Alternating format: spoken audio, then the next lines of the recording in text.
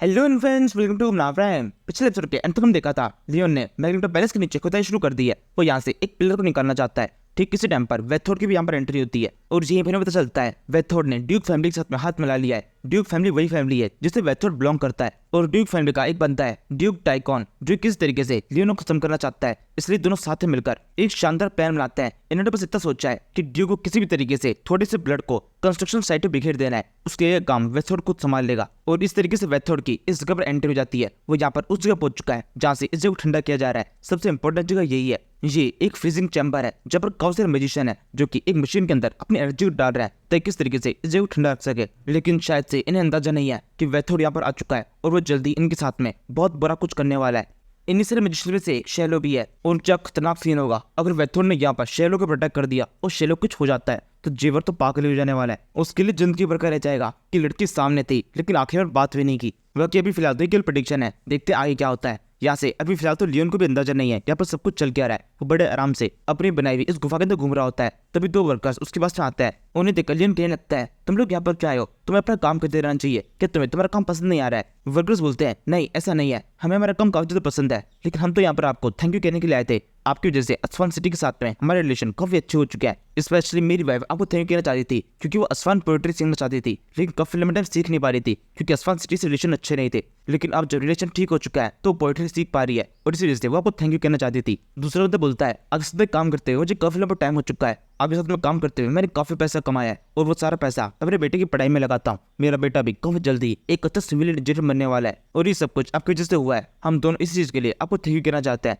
ये सुनकर लियोन हंसने लगता है और फिर तब एकदम से इन दोनों की तरफ हाथ बढ़ाते हुए इनसे कहता है, अच्छा ऐसी बात है, तुम्हें सच में लगता है मैंने तुम्हारे लिए कुछ अच्छा किया है तो कैसा रहेगा, इस अच्छे के बदले में तुम मेरे साथ कुछ अच्छा करो। तुम चाहो तो मेरी अच्छाई के बदले में मुझे पैसे दे सकते हो, 1000 गोल्ड कॉइन तुम दोनों दे दोगे तो काफी सही रहेगा। यहाँ पर ये दोनों वर्कर्स लियोन से इतने तक खुश होते हैं कि दोनों के दोनों अपने अपने पास से 1000 गोल्ड कॉइन लियोन के हाथ में रख देते हैं। लियोन तो यहाँ पर इन दोनों से मिला के 1000 मांग रहा था, लेकिन इन दोनों ने अलग अलग 1000 दे दिए और ये दोनों बंदे सच में लियोन को 1000 गोल्ड कॉइन दे देंगे, इसके भी लियोन को उम्मीद नहीं थी। लियोन जब ये बंदे लियोन के हाथ में रख के चले जाता है तब लियोन काफी चौंक जाता है। वो लगातार उन्हीं पैसों को देखने लगता है। जी वे लियोन से कहता है, ये क्या हुआ, ये मैं पैसे देके चले भी गए। इसी से मैं लियोन को एक स्किन होती है जिसको लिखा हुआ है, तुम अपने वर्कर्स के हाथ में चोरी कर रहे हो, तुम मैंने लूट रहे हो। लियोन कहता है, क्या इनकी चोरी? मैंने उसको कोई चोरी नहीं की, उन्होंने डायरेक्टली मुझे ये दिया है और मैं तो केवल उन दोनों के साथ मजाक कर रहा था। मेरे पास कोई पैसे की कमी थोड़ा है जो कि मैं किसी से मांगूंगा। जब कभी भी मैं इन दोनों वर्कर से दोबारा मिलने वाला हूँ मैं दोबारा से सारे पैसे लौटा दूंगा, मुझे इनकी जरूरत नहीं है। लियोन ये सब कुछ कहते हुए इस फ्रीजिंग एरिया के पास से गुजर रहा होता है। अभी तक कुछ भी शुरू नहीं हुआ है। ये वो टाइम है जब वेथोड की इस जगह पर एंट्री नहीं हुई है।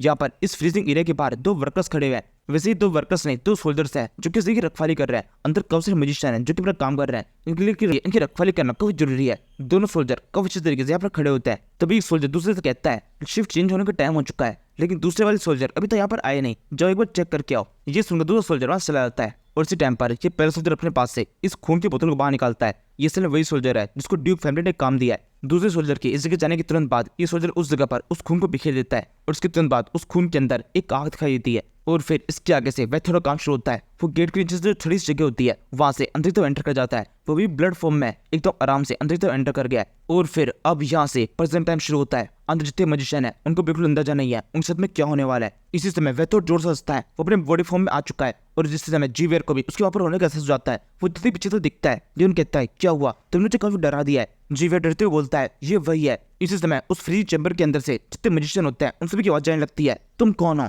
तुम्हारी हिम्मत कैसे हुई यहाँ पर अंदर एंटर करने की, यहाँ पर अंदर आने की परमिशन किसी को भी नहीं है। ये कहते सारे मैजिशियन बिना कुछ सोचे उस वेथोड के ऊपर अटैक कर देता है। वेथोड साइड में होकर अटैक को डॉच करता है। उसके हाथ में उसका चाकू है। लियोन को भी केवल एक सेकंड लगता है सबको समझने में। वो जीवेयर चिल्ला कहता है, जल्दी से उस तरफ जाओ, तुम्हें किसी भी तरीके से हार्ट ऑफ विंटर को बचाना पड़ेगा। ये सुनो जीवेयर पूरी रफ्तार से उस तरफ भागने लगता है। तभी वेथोड अपने हाथ के ऊपर एक बड़ा सा कट लगाता है। उसके हाथ में से बहुत सारा खून निकलने लगा है। उसकी पावर ही उसके खून से है। जैसे ही खून बाहर निकलता है ये भराने के साथ में कुछ बेलों का फॉर्म ले लेता है जिसे वेथोड अपने सबसे कंट्रोल कर सकता है और यही सारी बेलें तेजी से इन मैजिशियन को बढ़ने लगती है। मैजिशियन बुरी तो घबरा जाता है, लेकिन केवल शैलो होती है जो कि आगे बढ़कर इन सबको प्रोटेक्ट करने की कोशिश करती है। वो अपने सामने एक शील्ड बना लेती है और बाकी सारे मैजिशियन को भी सेम ऐसा करने के लिए कहती है। लेकिन यहाँ पर इस शील्ड का कुछ खास फायदा है नहीं। वैसे उसकी ब्लड वाइन सीधा अगर शील्ड लगाती है, शील्ड एक ही झटके में टूट जाती है जिसके अंदर बिल्कुल पावर हुई ना। शील्ड को तोड़ने के बाद में इन ब्लड वाइन्स का अगला अटैक उस मशीन के ऊपर होता है जो कि बीच में रखी हुई थी। मशीन टूट जाती है और इसके साथ में हार्ट ऑफ विंटर अब पूरी फ्री हो चुका है। वो पूरी पावर को बाहर की तरफ तेजी से निकालने लगा है और इस मशीन के टूट जाने का मतलब है जेवियर को यहाँ पर पहुंचने में बहुत देर हो चुकी है।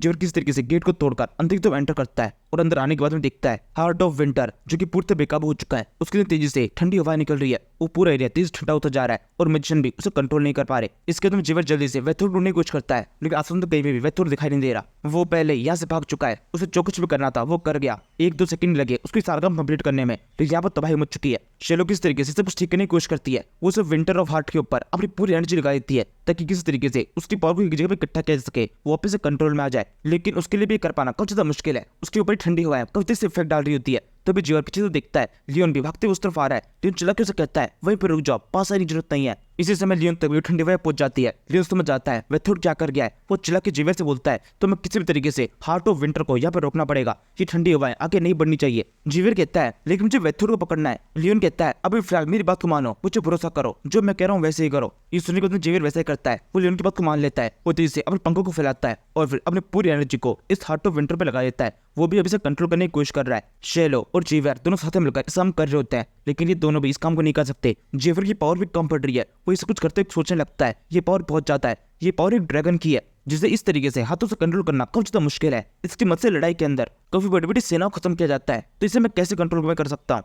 इसके बाद हम लियोन को देखते हैं जो कि आज तेजी से भाग रहा होता है। उसका काम है किसी भी तरीके से यहाँ पे जितने वर्कर्स हैं उन सभी को बचाना। लियोन के पास सबसे स्किल है, उसके ऊपर ठंडी हवा का ज्यादा इफेक्ट नहीं होता, उसका हाइपोथर्मिया नहीं हो सकता। लेकिन इस हवा के जो बाकी लोग हैं वो सारे इस हवा के कारण पूरी तरह मारे जा सकते हैं। कुछ सेकंड के अंदर उनकी बॉडी जम जाएगी। लियोन किसी तरह से उन सभी लोगों को बचाना चाहता है, इस तरह से उनको बचाने के लिए वो भाग रहा है। तभी पीछे की साइड से वेथोर इस जगह पहुंच जाता है अपने बदले को पूरा करने के लिए। वो लियोन के एकदम पीछे है और लियोन को बिल्कुल अंदाजा भी नहीं है। लियोन को वेथोर के यहाँ पर होने का अंदाजा तब होता है जब वेथोर के चक्कू उसके पेट के आधा अंदर से घुस चुका होता है। जब लियोन को थोड़ा दर्द होता है वो पीछे से देखता है वेथोर वहां पर है। इसके बाद में वो लियोन से आगे कहता है साबित करो कि तुम अपने आप से ताकतवर हो चुके हो, अब तुम्हारा सामना तुम खुद से होने वाला है, खुद से लड़के क्या तुम जीत पाओगे। लियोन कहता है क्या कह रहे हो तुम। तभी एकदम से उस चक्कू का इफेक्ट उसकी बॉडी के ऊपर होने लग जाता है। उसकी बॉडी के अंदर कुछ पॉइजन फैलने लगा है। इसकी अगले सेकंड लियोन की आंखें भी बिल्कुल ऐसी दिखाई दे रही है जैसे क्वीन एरी दिखाई देती है। उस चक्कू के आसपास में काफी अजीब सी लाइटें दिखाई देती है, मतलब ब्लड के अंदर वेथोर का जो पॉइजन है ये तेजी से फैलने लगा है और पूरी बॉडी के अंदर फैल चुका है। और इस टाइम पर लियोन अपने माइंड में पहुंच जाता है। वो इस टाइम पर एक बहुत बड़े खाली एरिया में है। तभी उसे पीछे की साइड से एक आवाज आती है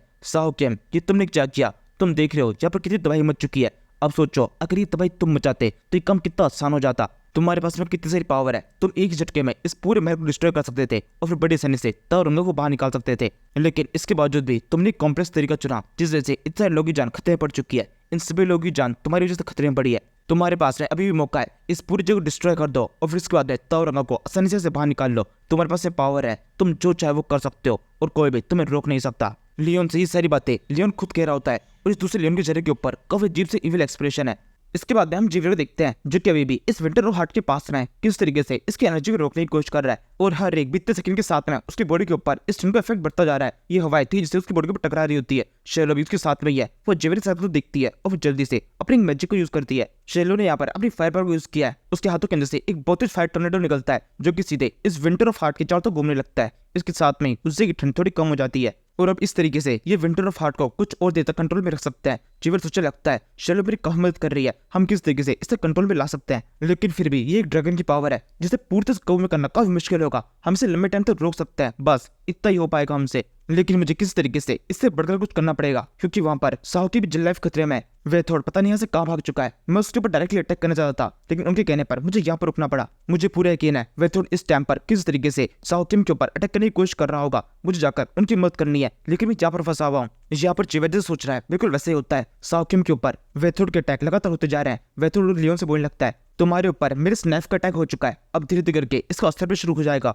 ये एक बहुत ही स्पेशल पॉइजन है जो कि तुम्हारी बॉडी के जितनी भी डार्कनेस होती है उसको मल्टीप्लाई करता है। हर एक इंसान की बॉडी के अंदर थोड़ी बहुत डार्कनेस तो होती ही है। इस जगह का काम है उस डार्कनेस को जितना हो सके उतना मल्टीप्लाई करना। अब तुम्हारी दो स्प्लिट पर्सनैलिटी हो चुकी है, एक डार्क पर्सनैलिटी और एक दूसरी तुम जो कि तुम बनावटी बना के रखे हो। इस पॉइजन के इफेक्ट के कारण धीरे करके तुम्हारी डार्क पर्सनैलिटी का जो ताकतवर होती जाएगी और एक टाइम के बाद में तुम्हारी बॉडी पर कंट्रोल कर लेगी। तुम ही केवल कुछ टाइम के लिए रोक सकते हो, तुम जितना हो सके उतना खुद की बॉडी पर कंट्रोल कर सकते हो। लेकिन एक टाइम के बाद में डार्क एनर्जी तुमसे जीत जाने वाली है। तुम पूरी तरह इविल हो जाओगे। पूरी दुनिया देखेगी कि एक बुरा लियोन फ्रंटेरा किस तरीके का होता है। और जब तुम इविल लियोन फ्रंटेरा बन जाओगे तो उसके बाद में तुम्हें कोई पसंद नहीं करेगा, तुम्हारी रेस्पेक्ट पूरी तरह खत्म हो जाएगी और तुम भी ठीक उस जगह पहुंच जाओगे जहाँ पर मैं हूँ, जहाँ पर मुझे कोई पसंद नहीं करता और मेरी कोई रेस्पेक्ट नहीं करता। तुम्हें मेरी हालत का एहसास होगा। लियोन फ्रंटेरा, टाइम हो चुका है, अपने सारे नकाब उतार के फेंक दो और वो बन जाओ जो कि तुम असल में हो, एक बुरे और घटिया इंसान जो कि हर किसी को देखने के साथ में उसे खत्म कर देना चाहता है। तुम्हारे पास में यही सही समय है, अपनी असलियत दिखाओ मुझे एक असली लियोन फ्रंटेरा किस तरीके का होता है। मुझे ही नहीं, इस पूरे वर्ल्ड को इसका एहसास होना चाहिए। तुम्हारी बुरीत के बारे में सबको पता चलना चाहिए। वेथोर यहाँ पर लियोन से इसे कुछ कह रहा है, लेकिन लियोन को ये बिल्कुल सुनाई नहीं दे रहा, क्योंकि लियोन तो इस टाइम पर अपने आप से फाइट कर रहा है। वो इस टाइम पर अपने माइंड में अपने सामने लियोन को दिखता है। यहाँ पर जो ब्लू वाला है ये असली साओ किम, और जो ये दूसरा बंदा जो कि लियोन फ्रंटेरा की बेस में है, ये लियोन की इविल पर्सनैलिटी है जो कि उसे कहने लगती है तुम ये सब कुछ इतने लंबे तरीके से करने की जरूरत नहीं है। तुम काफी पावरफुल हो, काफी कैपेबल हो, तुम वो हर चीज कर सकते हो जो कि तुम सोच सकते हो, तुम्हारा से पावर बहुत ज्यादा है। तुम्हें ये सब कुछ इतने लंबे तरीके से करने की जरूरत नहीं है। उस मर्मेड किंगडम के अंदर भी तुमने ऐसा ही किया था, पर तुमने उन लोगों के लिए सौना क्रिएट किया ताकि तुम उन लोगों को अपने साथ में काम करने के लिए मना सको, लेकिन तुम्हें ये करने की जरूरत नहीं थी। तुम सीधे अपने ड्रैगन के साथ में उन पर अटैक कर सकते थे और एक ही झटके में उन सभी को अपने साथ में काम करने के लिए मजबूर कर सकते थे। वो डर के तुम्हारे साथ में काम करते, लेकिन तुमने ऐसा नहीं किया क्योंकि तुम सही के पीछे भाग रहे हो। लेकिन तुम्हें बिल्कुल भी सही कुछ भी करने की जरूरत नहीं है। तुम उस तरीके यूज करो जो कि फास्ट हो। बेस्ट तरीका फास्ट तरीका है। ये सुनने के बाद साओ किम सामने जो पानी होता है उसके अंदर उसे वो चीज दिखाई देने लगती है जो कि तब होती जब वो मर्मेड किंगडम के अंदर इस ड्रैगन का यूज करता। उसे दिखाई देता है कि लियोन ड्रैगन की ओर बैठकर वो मर्मेड किंगडम में एंटर करता है जहाँ पर वो ऑक्टोपस है। और पिछली बार से अलग लियोन इस बार मर्मेड किंगडम में किसी बंदे से बात करने की बिल्कुल कोशिश नहीं करता। वो यहाँ पर आने के साथ में इस मॉन्स्टर के ऊपर एक अटैक करके इसे मार देता है। इस ड्रैगन की केवल एक ब्रेथ मॉन्स्टर को खत्म कर देती है और इस तरीके से लियोन एक ही झटके के अंदर पूरे मर्मेड किंगडम खत्म कर देता है। इस तरह पर जीवियर सीधे जाकर मर्मेड क्वीन के पास में उसको भी अपने कंट्रोल में कर लेता है। और जब एक बार मर्मेड क्वीन जीवियर कंट्रोल में आ जाती है तो उसके बाद पूरा मर्मेड किंगडम उनके कंट्रोल में आ जाता है। मर्मेड किंगडम के अंदर जितनी मर्मेड्स होती है वो सब के सब लियोन गुलाम बन जाती है। उन सभी को जंजीरों बांध के रखा जाता है और फिर उन सभी से वो सारे काम करवाए जाते हैं जो कि लियोन उनसे करवाना चाहता है। और इस बार तो एक काम पिछली बार से भी फास्ट तरीके से होता है, क्योंकि जब लियोन नॉर्मली काम कर रहा था तो उन्हें ना आराम करने का मौका दे रहा था, लेकिन इस तरीके यूज करने के बाद में लियोन में से किसी को भी आराम करने का मौका नहीं देता। ये सब के सब लगातार दिन रात काम करते रहते हैं क्योंकि ये सब के सब लियोन गुलाम है। और इस तरीके से लियोन को काफी जल्दी जेल ऑफ ट्रूथ का पता चल जाता है। और फिर इसके बाद में रहती ताओरंगा की इस प्रोजेक्शन के अंदर लियोन को अब ताओरंगा हासिल करना है जो कि इस टाइम पर मैग्नेटो सिटी में मैग्नेटो पैलेस के नीचे लियोन इसी ड्रैगन के ऊपर बैठकर मैग्नेटो पैलेस पर अटैक करता है और एक ही झटके में ड्रैगन को ऑर्डर देता है वो पूरे मैग्नेटो पैलेस को डिस्ट्रॉय कर दे और ताओरंगा को आसानी से हासिल कर ले।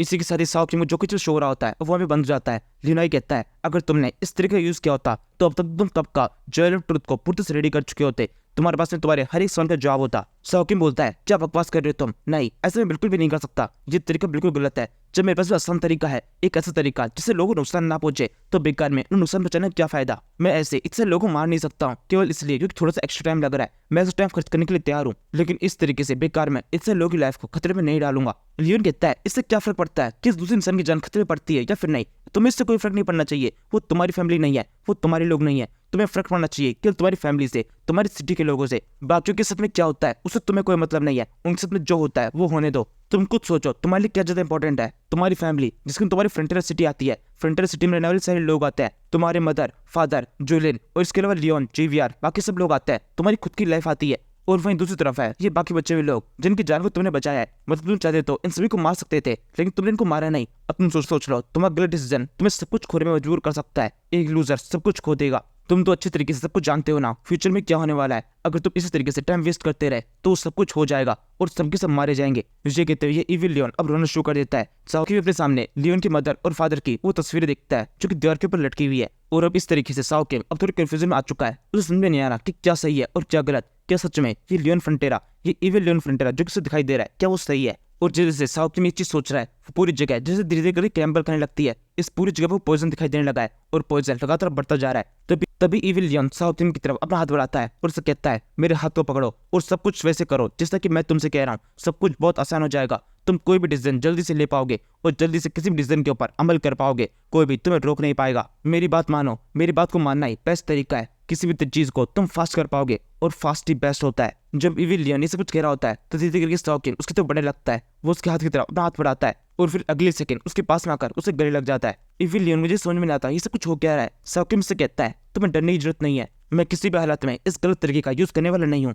भले ही तुम कितनी भी ताकतवर हो जाओ, मेरी इविलनेस कितनी बढ़ जाए, लेकिन मेरे पास अभी भी मेरे सोचने समझने की क्षमता है। मुझे पता है मुझे क्या करना है और किस तरीके से करना है। ये मैं हूँ साओ किम, मैं लियोन फ्रंटियरा नहीं हूँ कि ऐसे ही अपनी पावर्स का गलत तरह से यूज करूँ। मेरे को पता है मेरी पावर्स मुझे किस तरह से यूज करनी है और इसका डिसीजन मैं खुद लूंगा, किसी की बातों को सुनकर नहीं। साओ किम के इतना करने के साथ में उस जगह पर एक बहुत ही लाइट दिखाई देती है। सारा पॉइजन जो कि उस जगह फैला हुआ था वो तेजी से कम हो जाता है और कुछ सेकंड्स के अंदर ये लाइट इतनी बढ़ जाती है कि साओ किम और लियोन फ्रंटियरा जो कि अब तक दो अलग अलग जगह दिखाई दे रहे थे एक साथ में कंबाइन हो जाते हैं और अब इस जगह पर केवल लियोन फ्रंटियरा है और साथ में है साओ किम का दिमाग जो कि लियोन फ्रंटियरा के अंदर है और साथ में लियोन के चेहरे के ऊपर एक बड़ी स्माइल है। वो कहने लगता है देखा मुझे पता था मैं अपने आप पे कंट्रोल कर सकता हूँ। और फिर इसके बाद में हम लियोन के दिमाग के पार का सीन देखते हैं। लियोन अभी भी इस ठंडी हवा के बीच में है। उसके साथ में ये बंदा वेथोड भी है जो काफी चौंका हुआ है। तो समझ में नहीं आ रहा कैसा कैसे हो सकता है, लियोन ने अपने आप पे कंट्रोल कैसे कर लिया, इस पोजीशन का उस पर इफेक्ट क्यों नहीं हो रहा। इसी समय लियोन उसकी तरफ घूर के देखता है और उसे कहने लगता है तुम्हें पता है तुम्हें खत्म करने के भी मेरे पास में आसान तरीका है और कई मुश्किल तरीके हैं, लेकिन मैं तुम्हें आसानी से खत्म नहीं करूंगा।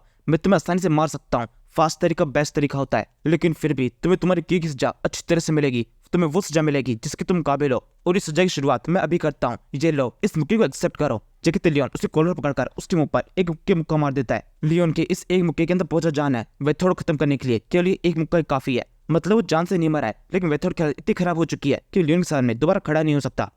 अभी यहाँ से एक छोटा सा ब्रेक। अभी तक सभी लोगों ने देख लिया होगा चैनल के ऊपर एक और नई सीरीज आ रही है। वैसे ये सीरीज कोई नई सीरीज नहीं है, बल्कि मैंने काफी टाइम पहले शुरू की थी। अब मैं दोबारा से इसको रीअपलोड कर रहा हूँ क्योंकि इसके आगे के काफी सारे एपिसोड आ चुके हैं जो कि मैं जल्दी यूट्यूब पे अपलोड करना शुरू करूंगा। तो इसलिए एक बार जरूर से इस नई सीरीज को ट्राई कर लेना, बहुत शानदार सीरीज है और अब की बार अगर आप लोगों को सपोर्ट रहा तो इस सीरीज जरूर से कंप्लीट होगी। नाउ अब इससे आगे से सीरीज कंटिन्यू करते हैं।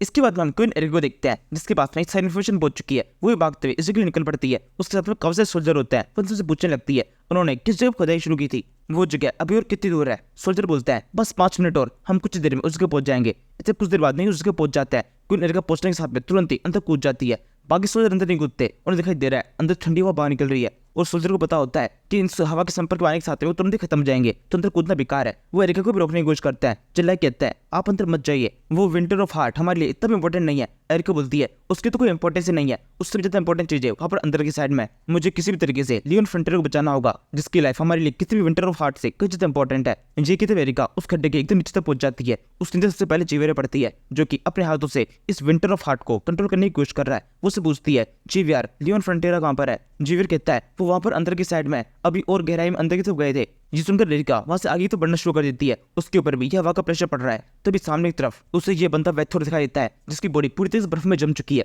वो यहाँ पर आया ही था सुसाइड करने के लिए। वेथोड को भी यहाँ पे ये बात बताती कि ये प्लान ही बेकार है। अगर इस प्लान को एक्टिव किया गया और ये अच्छी तरह वर्क कर भी जाता है तो भाई ये एंड में मारा जाएगा, लेकिन वेथोड किसी भी तरीके से लियोन को मारना था, इसी वजह से उसने इसी प्लान को एक्टिव किया। जैसे ही क्वीन एरिका इसको देखती है तुरंत फंस जाती है। वो समझ जाती है ये वेथोड है और ये वही बंदा है जिसने उस टाइम पर लियोन को प्रोटेक्ट किया था और यही वो ब्लड मैजिशियन है जिसके बारे में जीवियर ने उसे बताया था। इसके बाद क्वीन एरिका और थोड़ा सा आगे बढ़ती है तो सामने तरफ से कोई आता दिखाई देता है और ये कोई बंदा है जिसने अपने ऊपर और भी काफी बंदूक उठा रखा है। ये लियोन है जिसकी हालत पूरी तरह से खराब हो चुकी है। वो पता नहीं कैसे आगे बढ़ रहा है, उसकी बॉडी के अंदर बिल्कुल भी एनर्जी नहीं है। इन 4-5 बंदों को उसने कंधे पर उठा रखा है और कैसे उठा रखा है ये क्यों लियोन ही जानता है। उस जाके एकदम पूरी तरह सूझ चुकी है और साथ में उसके ऊपर भी ठंड का थोड़ा बहुत इफेक्ट हो रहा है। इसी टाइम पर हम साओ किम को नॉर्मल वर्ल्ड में देखते हैं जहाँ पर एक बंदा है जो कि हाथ सेकते हुए साओ किम से बोलता है साओ देखो ये कितनी अच्छी जगह है, वैसे मुझे लगा नहीं था तुम यहाँ पर पूरा एक दिन टिक पाओगे, ये जगह बहुत ज्यादा ठंडी है, मुझे लगा था आज का दिन खत्म होने से पहले ही तुम यहाँ से भाग जाने वाले हो। इसके बाद हम देखते हैं साओ इस टाइम पर एक छोटा बच्चा है, उसने अभी भी यहाँ पर काम शुरू किया है। यहाँ पर इस बंदे से बोलने लगता है हाँ बिल्कुल यहाँ पर ठंड तो बहुत ज्यादा है,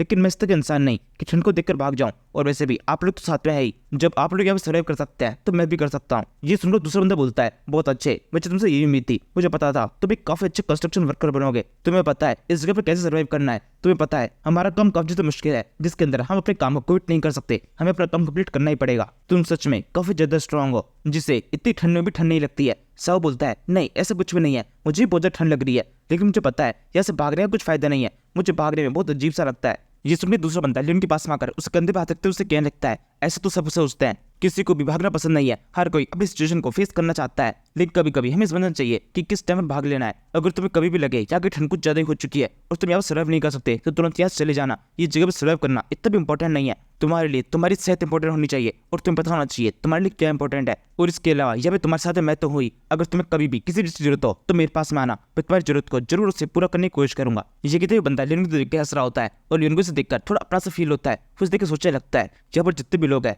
जितने भी कंस्ट्रक्शन वर्कर यहाँ मेरे साथ में काम करते हैं, उनसे में से सबसे शानदार है। यहाँ पर सभी वर्कर्स इन्हें काफी रिस्पेक्ट करते हैं क्योंकि ये सबके साथ में पूरी तरह हंस के बात करते हैं। इसके बाद में साओ किम के फ्लैशबैक के अंदर कुछ और दिन बीतते हैं। एक खतरनाक घटना हो जाती है। ये बंदा कहीं ऊंचाई पर चढ़ा होता है, तब एकदम से वो चीज टूट जाती है और ये बंदा सीधे आकर जिन पे गिर जाता है। हकीम भागते हुए इसके पास में आता है, इसको संभालने लगता है। जल्दी से एक एम्बुलेंस बनाई जाती है और इस बंदे को उस एम्बुलेंस में डालकर वहां से भेज दिया जाता है। लेकिन उसके बाद में कंस्ट्रक्शन वर्कर्स की पूरी सेना यहाँ पर इकट्ठा होती है। सबकी सभी पता लगाना चाहते थे कि सबके अंदर गलती किसकी है, उन सारे रिसोर्सेज की जो कि यहाँ पर यूज किए गए, लेकिन उनकी चेकिंग अच्छे से नहीं की गई। वो सारे काफी तो कमजोर हो चुके थे।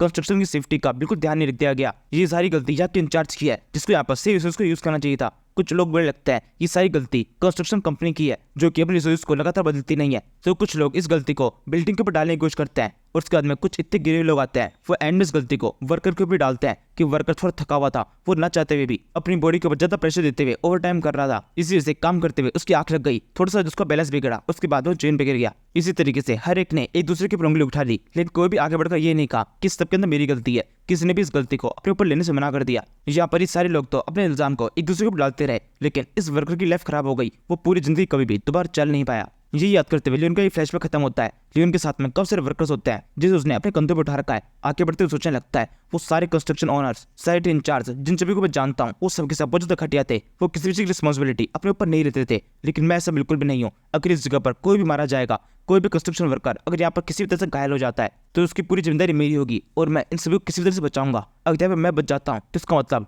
या किसी भी वर्कर्स को भी बचना पड़ेगा। ये सोचते हुए लियोन इन सारे वर्कर्स को लेकर वहां से आगे बढ़ रहा होता है। तभी एरिका के पास में आती है और जल्दी से लियोन को संभालने की कोशिश करती है। इस तरह पर लियोन एरिका के ऊपर ही गिर जाता है। एरिका यहाँ पे चेक करने लगती है, उसको चलता है लियोन की बॉडी के अंदर बहुत कम माना एनर्जी है। असल में लियोन यहाँ पर अपनी बॉडी में जितनी माना एनर्जी है उस सारी को इन वर्कर्स की बॉडी में डाल रहा है, क्योंकि वर्कर्स यहाँ पर बिना लियोन की एनर्जी के सर्वाइव कर ही नहीं सकते। और अब क्योंकि लियोन की बॉडी के अंदर एनर्जी नहीं है, इस वजह से उसकी बॉडी के ऊपर इस ठंड का इफेक्ट हो रहा है। एनर्जी कम होने के कारण वो थकने भी लगा है और इस टाइम तक उसने अपनी बॉडी की लगभग सारी एनर्जी इन वर्कर्स की बॉडी में डाल दी है। इस चीज के एहसास होने के साथ में एरिका तुरंत ही उसे रुकने के लिए कहती है। उसे कहती है इस तरह से माना एनर्जी को इन वर्कर्स की बॉडी में मत डालो। लियोन बोलता है नहीं, मुझे करना ही पड़ेगा, अभी तो अंदर 8 और है, इनके बाद में मुझे उन 8 को भी बचाना है। और इसके अलावा जेवर की लाइफ भी खतरे में है, वो वहाँ पर काफी खतरनाक काम कर रहा है, मुझे उसे भी बचाना पड़ेगा, कोई भी मरना नहीं चाहिए। एरिका कहती है तुम बाकी को तब बचाओगे ना जब तुम खुद बचोगे, पहले मैं तुम्हें बचा लेती हूँ। ये कहते हुए एरिका अब लियोन को अपने कंधे पर उठा लेती है। लियोन बाकी वर्कर्स को छोड़ देता है, वो इस टाइम पर पूरी तरह बेहोश हो चुका है। एरिका लियोन को लेकर गुफा के बाहर की तरफ भागने लगती है। लियोन चिल्ला कहता है नहीं, इन वर्कर्स को भी साथ में लेना पड़ेगा। ये कहते वो आखिर में सो जाता है। एरिका लियोन को और इसके अलावा जो दोनों वर्कर्स जो कि उसने पीछे साइड में छोड़ा है उनको जवाब देती है तुम सब करना, हिम्मत बना के रखना, मैं जल्दी वापस आऊंगी, अपनी क्वीन के भरोसा रखो, मैं तुम सभी को बचा लूंगी। इसी के साथ ही अब एरिका कूदना शुरू हो जाता है। वो तेज से कूदते हुए इस खड्डे से बाहर निकलती है, लियोन को वहां पे साइड में तरफ रख देती है और फिर इसके बाद में एक सेकंड के लिए बाहर रुकती नहीं है, तुरंत ही वापस से अंदर तक चली जाती है। सोल्जर कहते हैं आप दोबारा से अंदर क्यों जा रही है, आपने तो लियोन फ्रंटियर को बचा लिया है ना, अब बाकियों को हम खुद बचा लेंगे, उनको बचाने का भी कोई तरीका निकाल लिया जाएगा। एरिका बोलती है नहीं, मुझे सबको बचाना पड़ेगा, सबकी लाइफ इक्वली इंपॉर्टेंट है। ये कहते हुए एरिका उस खड्डे में कूद जाती है। इस टाइम पर बाकी सोल्जर जो कि बाहर की साइड में है वो लियोन को संभालने लगते हैं। उसके ऊपर एक ब्लैंकेट उड़ाया जाता है, किस तरीके से उसको बड़ो गर्म किया जा रहा है। इस टाइम पर लियोन की हरकत भरी होती है। एक सोल्जर जो कि लियोन के पास में है उसे कहने लगता है इनके अंदर काफी कम माना एनर्जी है, इतनी कम माना एनर्जी के साथ में ये वहाँ पर अंदर की साइड में सर्वाइव कैसे कर गए। इसी से हम देखते हैं लियोन की बॉडी पूरी तरह फ्रीज हो चुकी है, लेकिन इसके बावजूद भी उसको दिमाग में भी चल रहा है। वो सोचने लगता है ये सब कुछ क्या हो रहा है, मेरे पास वो तो स्पेशल स्किल थी हाइपोथर्मिया। इस तरह कोई बीमारी जो कि सर्दियों से होती है वो मेरी बॉडी के ऊपर इफेक्ट नहीं डाल सकती। शायद से मुझे ये हाइपोथर्मिया नहीं हुआ है, मेरी बॉडी पूरी तरह जम चुकी है, क्योंकि मेरी बॉडी के अंदर बहुत कम माना एनर्जी थी, इस वजह से ठंड का बहुत ज्यादा इफेक्ट हो गया। शायद से ये हाइपोथर्मिया से बचाने वाली स्किल मेरे लिए तभी काम की है जब मेरी बॉडी के अंदर माना एनर्जी हो और मेरी बॉडी पूरी तरह तंदुरुस्त हो। बॉडी के जमने के बाद में ये स्किल काम नहीं करेगी। वैसे अभी फिलहाल मुझे काफी ठीक लग रहा है, ऊपर से सूरज की धूप बहुत अच्छे से मेरी बॉडी में पड़ रही है, शायद से मैं कुछ देर में ठीक हो जाऊंगा। लेकिन मेरे बाकी सारे वर्कर्स जब क्वीन एरिका उन सभी को बचा लेगी। इसके बाद हम क्वीन एरिका को देखते हैं जो कि दोबारा से उन वर्कर्स की तरफ भाग रही है। सामने तो प्रूडोंग है जो कि काफी सारे वर्कर्स को अभी साथ में लेके बैठा हुआ है, उसने अपने फर को काफी ज्यादा फैला रखा है और जितने वर्कर्स है अभी तो जिंदा है केवल प्रूडोंग की वजह से। प्रूडोंग के फर के अंदर ही पूरे छुपे हुए हैं। प्रूडोंग का फर इनके ब्लैंकेट की तरह काम कर रहा है, लेकिन प्रूडोंग की खुद की हालत खराब है, इस ठंड में तो वो भी सर्वाइव नहीं कर सकता। क्वीन एरिका दो करके इनको भी बाहर निकालने लगती है। इस टाइम पर भाग की साइड में काफी ज्यादा भगदड़ मची हुई है। जितने भी वर्कर्स को बाहर निकाला जा रहा है उन सभी को ब्लैंकेट जका जाता है। एक बंदा ब्लैंकेट को लेकर भाग रहा है, वो चिल्लाते हुए बोलने लगता है और ब्लैंकेट लेके आओ, और वर्कर्स को बाहर निकाला जा रहा है। किस तरीके से हमें इनकी बॉडी को और गर्म करना पड़ेगा, इनको और भी ज्यादा जरूरत है, इनकी बॉडी को अलग तरह से गर्म करना है। तभी दूसरा बंदा चिल्लाता है कोई किस तरीके से क्वीन एरिका को रोको, वो अपनी बॉडी के ऊपर बहुत ज्यादा प्रेशर दे रही है, इससे ठंड का इफेक्ट तो उनकी बॉडी पे भी होगा। लियोन यहाँ पर जमीन पे लेटा हुआ इन सारे वर्कर्स की इन सारी आवाजों को सुन रहा होता है और उसको सुनकर सोचने लगता है क्वीन एरिका बहुत कमाल की है, वो अंदर जाकर खुद से सबको बचा रही है। जी वीआर, मुझे तुमसे पूरी उम्मीद है तुम किसी भी तरीके से उस विंटर ऑफ हार्ट की पावर को एकदम रोक के रखोगे जब तक क्वीन एरिका उन सभी को बाहर नहीं निकाल लेती। इसी समय क्वीन एरिका इन दोनों वर्कर्स को बाहर छोड़कर वापस अंदर से जाने लगती है।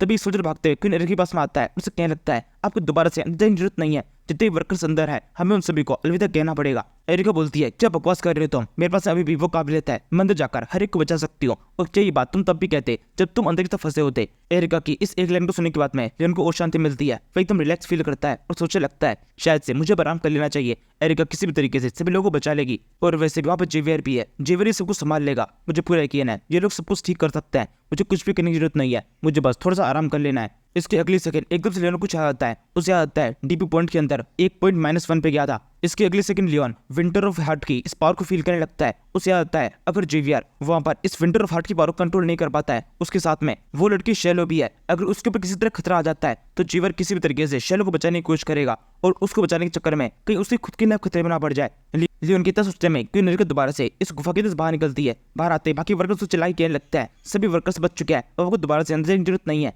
एरिका बोलती है नहीं ऐसा नहीं है, अभी तो सारे वर्कर्स नहीं बचे, सबसे इंपॉर्टेंट वाले तो अभी भी बाकी है, वो सारे उस फ्रीजिंग चैम्बर के अंदर है, हमें जाकर किसी तरीके से उन्हें भी बचाना पड़ेगा। एरिका के साथ में इस टाइम प्रोडोंग भी होता है जो कि अपने छोटे फॉर्म में आ चुका है। एरिका ने प्रोडोंग को बचा लिया। इसके तुरंत बाद असली डिस्ट्रक्शन तो अब शुरू होता है। उस छेद के अंदर से बहुत तेज ठंडी हवा बाहर निकल रही होती है और ये हवा इतनी तेज हो चुकी है जिससे पूरी तरह बेकाबू हो गई हो। वो छेद का साइज और बढ़ने लगता है। अभी तक तो केवल उस गुफा के अंदर रहने वाले लोगों के ऊपर ही इस ठंड का इफेक्ट हो रहा था, लेकिन अब बाहर जितने भी लोग हैं उनके ऊपर भी इसका इफेक्ट होने लगा है। पूरी दुनिया ठंडी होने लगी है। कुछ सेकंड के अंदर उस जगह पर एक बहुत बड़ा बर्फ का तूफान दिखाई देता है। एक बर्फ और टोर्नेडो उस जगह बन चुका है। इसे देखकर एरिका बोलती है ये सब कुछ क्या हो रहा है, ये क्या मुझे दिखाई दे रहा है। कदम दिखते हैं सिटी के ऊपर इफेक्ट शुरू हो चुका है। धीरे करके लोगों की बॉडी जमने लगी है। इसी टाइम पर ड्रैगन इस जगह पहुंच जाता है। ये लियोन को ड्रैगी है जो कि अपने के साथ में अपने खुद की तरफ से ही इस टोर्नेडो के ऊपर अटैक करता है। वो इसे किस तरह शांत करने की कोशिश कर रहा है, लेकिन ड्रैगी की ये अटैक एक टोर्नेडो के ऊपर कितना इफेक्ट डालेंगे, कुछ खास इफेक्ट नहीं होता। कोई एरिका जल्दी से जितने भी लोग यहाँ पर आसपास में होते हैं उन सभी को यहाँ से इन्वेक्यूएट करने की कोशिश करती है। कोई यहाँ सभी को यहाँ से भगाती है और साथ में सभी लोगों को एक और ऑर्डर देती है अगर यहाँ पर कोई भी इंटरमीडिएट सोर्स एक्सपर्ट है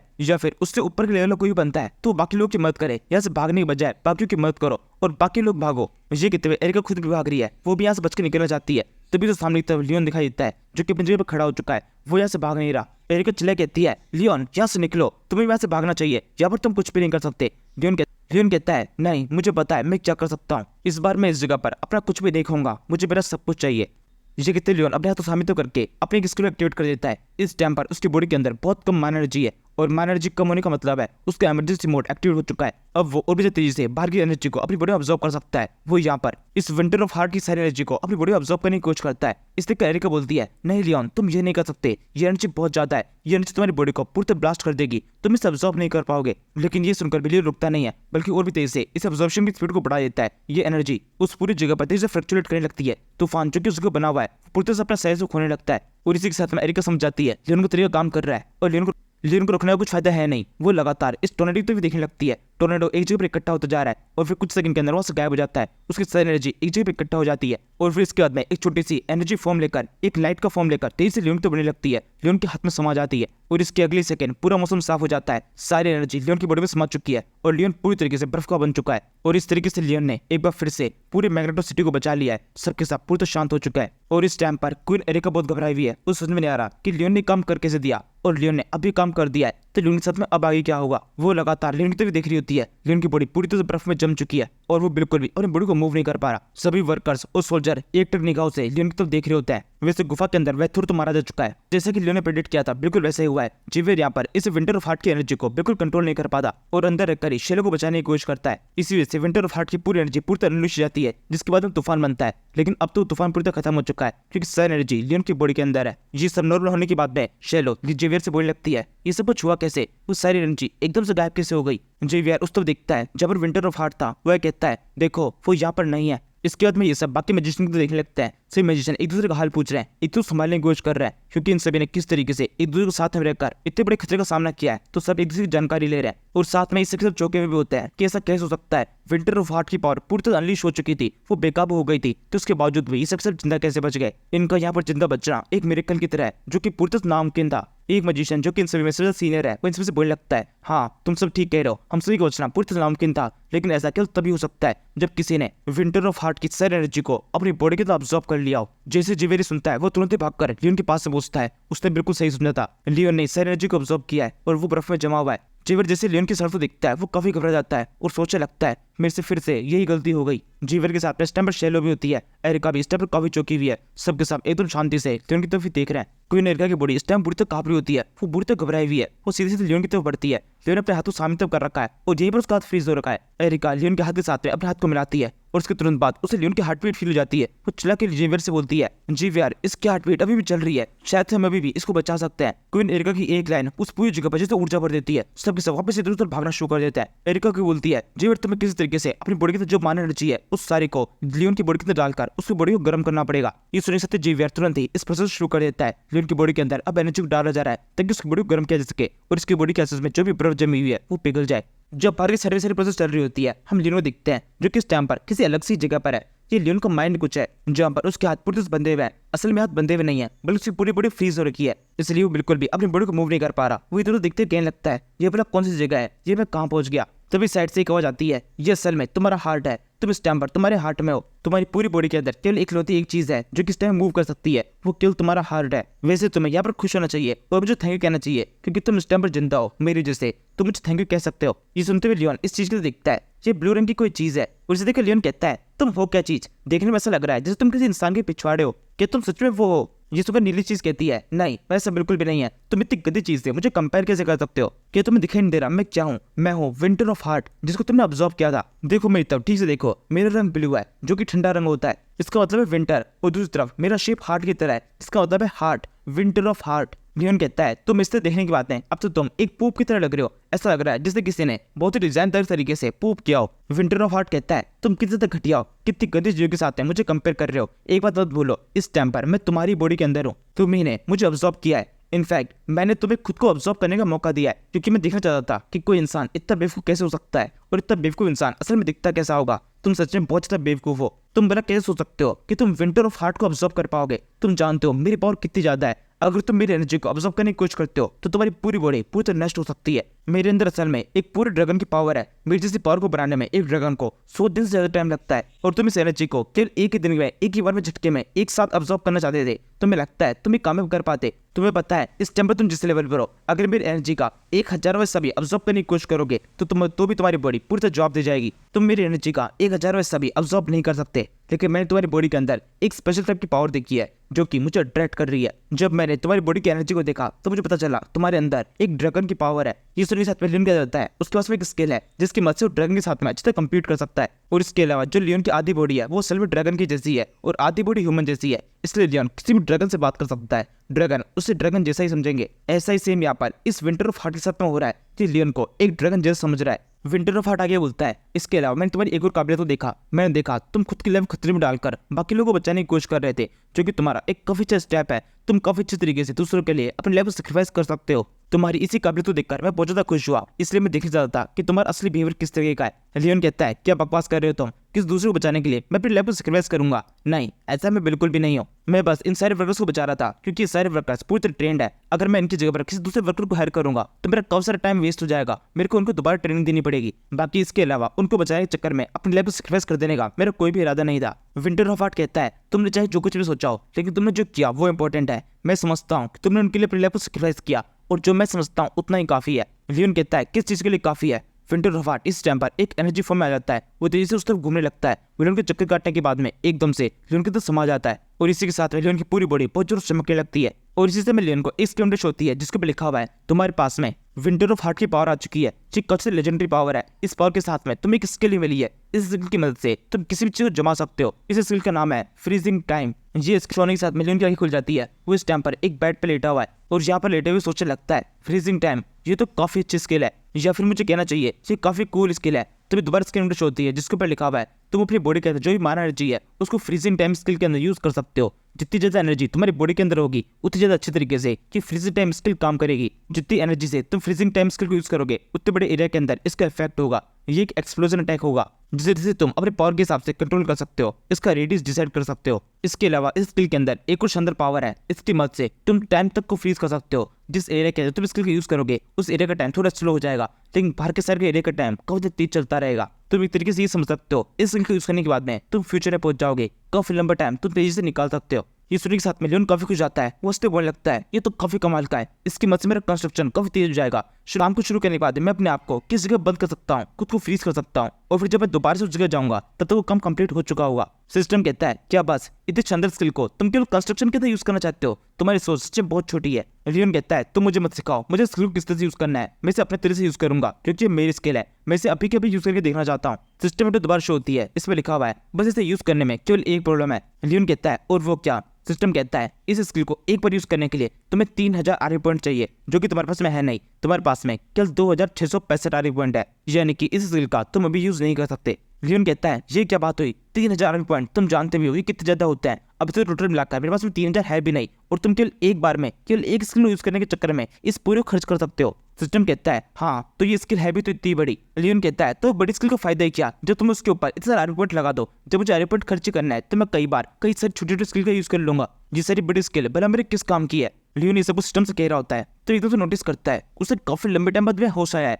और उसके आसपास में अभी भी कुछ लोग हैं, मतलब जीवर तो है जो कि लगातार उससे गुरगुरे देख रहा है। जीवर काफी लंबे टाइम से लियोन के जाने का इंतजार कर रहा था, और अब फाइनली जब लियोन को होश आ चुका है तब जीवर से चौंकते हुए देख रहा होता है, तभी वो एकदम जोर चिल्लाता है साउथ टिम। इस समय लियोन उसके मुंह को बंद कर देता है, उससे कहता है नहीं इस नाम से नहीं। इसके बाद वो पीछे तो दिखता है क्वीन एरिका आराम से सो रही है, उसके साथ चुका है, इसके बारे में उसे बिल्कुल पता नहीं है। फिर लियोन धीरे से जीवर से बोलता है मेरी बात को अपने दिमाग में अच्छी तरह बैठा लो, हमें किसी तरीके जल्दी यहाँ से निकलना पड़ेगा, क्योंकि मैग्नेटो सिटी का सबसे शानदार वेपन है वो इस टाइम पर मैंने अपनी बॉडी के अंदर अब्सॉर्ब कर लिया है, यानी इसका मतलब मैं इन लोगों के लिए एक एटॉमिक बॉम्ब की तरह हूं, जिसके पास में इनका सबसे ताकतवर वेपन है। और अगर क्वीन एरिका को पता चल गया कि मेरे जैसे वेपन नष्ट हो चुका है और वो इस टाइम पर मेरी बॉडी के अंदर है, जिसकी एनर्जी को अपने साथ यूज कर सकता हूँ, तो मेरे साथ में क्या करेगी ये तो मैं सोच भी नहीं सकता, इसलिए कैसे भी उनके होश आने से पहले यहाँ से निकल लो। जीवर कहता है वैसे आपको नहीं लगता कि भागने का प्लान कुछ ज्यादा बेकार है, क्योंकि आप भाग के जाएंगे कहाँ, ये क्वीन एरिका है, फ्रंटियर सिटी के अंदर भी ये हमें ढूंढ लेगी, और इसके अलावा अगर इन्हें आपके साथ में कुछ करना ही होता तो अब तक कर चुकी होती, क्योंकि काफी लंबे टाइम से आपकी बॉडी यहाँ पर सुन पड़ी हुई थी, तभी इन्होंने कुछ नहीं किया तो आगे भी कुछ नहीं करेगी। लियोन कहता है क्या तुम पागल हो चुके हो, जिस टाइम बेहोश पड़ा हुआ था तभी मेरे साथ कर ही क्या सकती थी, लेकिन अब मैं होश में आ चुका हूँ, इन्हें पता है मेरे पास विंटर ऑफ हार्ट है, उसकी एनर्जी मेरी बॉडी के अंदर है, वो उससे अपने सबसे यूज करने की कोशिश करेगी, मेरे लिए बहुत खतरा है, हमें से निकलना ही चाहिए। पहले यहाँ से भागते हैं, उसके बाद हम देखेंगे कि यहाँ पर आगे जाके हमें क्या करना है। इसी टाइम पर क्वीन एरिका क्या खुल जाती है, वो उठते हुए बोलती है तुमने भागने में बहुत देर कर दी है, अब कोई फायदा नहीं है। तभी लियोन से अपना सर झुकाता है और उसे क्या लगता है प्लीज मुझे माफ कर दीजिए, वो विंटर ऑफ हार्ट मुझसे नष्ट हो गया, मैंने उसे उधार लिया था और अब वापस से आपको वो लौटा नहीं सकता। मेरा यकीन मानिए मेरा वो इंटेंशन नहीं था, मैं किसी भी तरीके से उसको नष्ट करना नहीं चाहता था, लेकिन कोई दूसरा ऑप्शन बचा ही नहीं। क्वीन एरिका बोलती है तुम्हें माफी मांगने का कुछ फायदा होने वाला नहीं है, क्योंकि हमारा बहुत ज्यादा नुकसान हुआ है, तुम जानते हो वो विंटर ऑफ हार्ट हमारे लिए कितना ज्यादा कीमती था, और वो नुकसान तुम्हारी वजह से हुआ है। वैसे तो ये बात मैं अच्छी तरह जानती हूँ, वो पर उस गुफा के अंदर क्या हुआ था तुम्हारी गलती नहीं थी, लेकिन तुम रिस्पॉन्सिबल हो, तुम वो इंसान हो जिसके भरोसे पर मैंने विंटर ऑफ हार्ट को तुम्हें दिया था, तो यानी किसका मतलब अगर उस विंटर ऑफ हार्ट के कुछ भी हो जाता है तो रिस्पॉन्सिबिलिटी तुम्हारी बनती है, और तुम ही उसको मुझे वापस करोगे, या फिर उसे वापस ना करने की जो भी सजा बनती है वो सजा भी तुम्हें दी जाएगी। ये सुनने के बाद लियोन रोना शुरू कर देता है, वो लगातार उस ब्लड मैजिशियन को याद कर रहा है, उसको मनी मन गाली दे रहा होता है। इसके बाद में क्वीन एरिका से पूछता है वैसे उस ब्लड मैजिशियन के साथ आपने क्या किया। एरिका बोलती है कुछ खास नहीं, वैसे तो जिस टाइम पर हमें वो मिला था उसके लिए वैसे भी कब तक खराब हो चुकी थी, वो पूरी तरह से बर्फ में जमा हुआ था, विंटर ऑफ हार्ट की काफी सारी एनर्जी सीधे उसकी बॉडी के ऊपर की पड़ी थी, जिससे वो पूरी तरह से अकड़ चुका था, वो लोग मरने की कगार पे था, लेकिन मरा नहीं, जो कि हमारे लिए काफी अच्छी बात थी, हम उसे और भी ज्यादा अच्छी तरीके से सजा दे सकते थे। उसके अंदर थोड़ी सी पावर थी, वो बहुत ढीठ है, किसी भी तरीके से खुद को रिकवर कर सकता है, उसकी बॉडी को चाहे कितना भी काट दे जाए वो हर बार खुद की बॉडी को रिकवर कर सकता है। उसकी इन सारी पावर्स के बारे में हमें पता था क्योंकि उसका नाम वेथोड है, वो कुछ टाइम पहले तक मैग्नेटो एकेडमी से बिलोंग करता है, उसको और उसके फादर को हमने एक अच्छी सजा दी थी, और अब फाइनली हमने उसको भी मार दिया है। हमें पहले लगा था ये वेथोड काफी टाइम पहले मर चुका है, जब मैंने पिछले बार उसको सजा दी थी, लेकिन वो जिंदा बच गया, तो अब की बार हम ऐसी गलती रिपीट नहीं करेंगे। इस बार हमने उसे पूरी तरह से आग में जला दिया है, जिस टाइम पर उसे आग में जलाया जा रहा था उस टाइम पर मैं ठीक उसी जगह पर थी, उसके चेहरे के ऊपर स्माइल थी, वो मरते टाइम पर भी बिल्कुल भी डरा हुआ नहीं था, लेकिन ये बात वो अच्छे से जानती थी, ये उसका घटियापना था, वो मरते वक्त भी ये दिखाना चाहता था कि उसकी चाल कामयाब हुई है, और वो ये चाहता था कि हम किस तरीके से ये सोचने लगे कि उसकी चाल क्या है और मैं उसको जिंदा छोड़ दूं, लेकिन मैंने ऐसा कुछ भी नहीं किया, मैंने आखिरी दम तक वहां पर खड़े रहकर उसे जलते हुए देखा, जब उसकी बॉडी पूरी तरह से राख में बदल गई तभी वहां से हटी। वैसे अब ये सब कुछ ज्यादा इंपॉर्टेंट नहीं रखता है, यहाँ पर इंपॉर्टेंट यह है कि तुम पूरी तरह सेफ हो। ये कहते क्वीन एरिका हंसते हुए लियोन की तरफ दिख रही होती है, और लियोन को क्वीन एरिका का हंसना अब की बार पहली बार दिखाई देता है। क्वीन एरिका ने अब की बार बिल्कुल भी अपने एक्सप्रेशन को छुपाने की कोशिश नहीं की है, और फाइनली अब की बार लियोन को ये एक्सप्रेशन फील होने लगता है। उसे अपने हार्ट के अंदर कुछ फील होता है। वो सोचने लगता है ये सब कुछ क्या हो रहा है, ये किस तरह की फीलिंग है, कहीं ये सब कुछ उस ब्लू पोप की वजह से तो नहीं हो रहा। जी सुनकर विंटर ऑफ हार्ट काफी गुस्सा हो जाता है। वो लियोन से कहता है तुमने दोबारा से मुझे इस नाम से बुलाया, मैंने कहा ना मैं विंटर ऑफ हार्ट हूँ, एक हार्ट हूँ मैं। इसी समय लियोन का सिस्टम भी विंटर ऑफ हार्ट को चिढ़ाने लगता है। वो उसे कहता है अगर इस दुनिया में किसी के पास भी आंखें होगी और वो तुम्हें देख सकता होगा तो वो तुम्हें देखकर यही कहेगा कि तुम एक नीले रंग की पूप हो, उससे बढ़कर तुम्हें और कुछ भी नहीं कहा जा सकता। विंटर ऑफ हार्ट कहता है वैसे ये बताओ तुम हो कौन, बेकार हमारे बीच मत आओ, अपना मुंह बंद रखो, यही तुम्हारे लिए ठीक होगा। इसी तरीके से अब विंटर ऑफ हार्ट और इस सिस्टम के बीच में लड़ाई शुरू हो जाती है। लियोन इन दोनों की लड़ाई को सुन रहा होता है, उसे कान पक जाता है। वो जरूर चुप रहने के लिए कहता है। इसी समय क्वीन एरिका थोड़ी परेशान होती हुई बोलने लगती है हमारे पास में बस एक छोटी सी दिक्कत है, वो जो ब्लड मैजिशियन था उसके पास में जो ब्लड मैजिशियन की पावर थी वो बहुत ज्यादा शानदार थी। उस तरह जादू के बारे में हम बिल्कुल भी नहीं जानते हैं, उसकी नॉलेज हमारे लिए बहुत ज्यादा काम की हो सकती थी। जिस टाइम पर हमारे साथ में था हमने कई तरीके से टॉर्चर किया, उसे निकलाने की कोशिश की कि किस तरीके से ब्लड मैजिक किया जाता है, लेकिन उससे हमें किसी तरह की इन्फॉर्मेशन नहीं मिली। वो बहुत ज्यादा ढीठ था, हम जिस भी तरीके से उसकी बॉडी को प्रोटेक्ट करते वो वापस से खुद को रिकवर कर लेता। और जैसे हम उसे टॉर्चर करते जा रहे थे हमारी जिज्ञासा और ज्यादा बढ़ती जा रही थी। वो काफी अच्छे तरीके से खुद को रिकवर कर पा रहा था,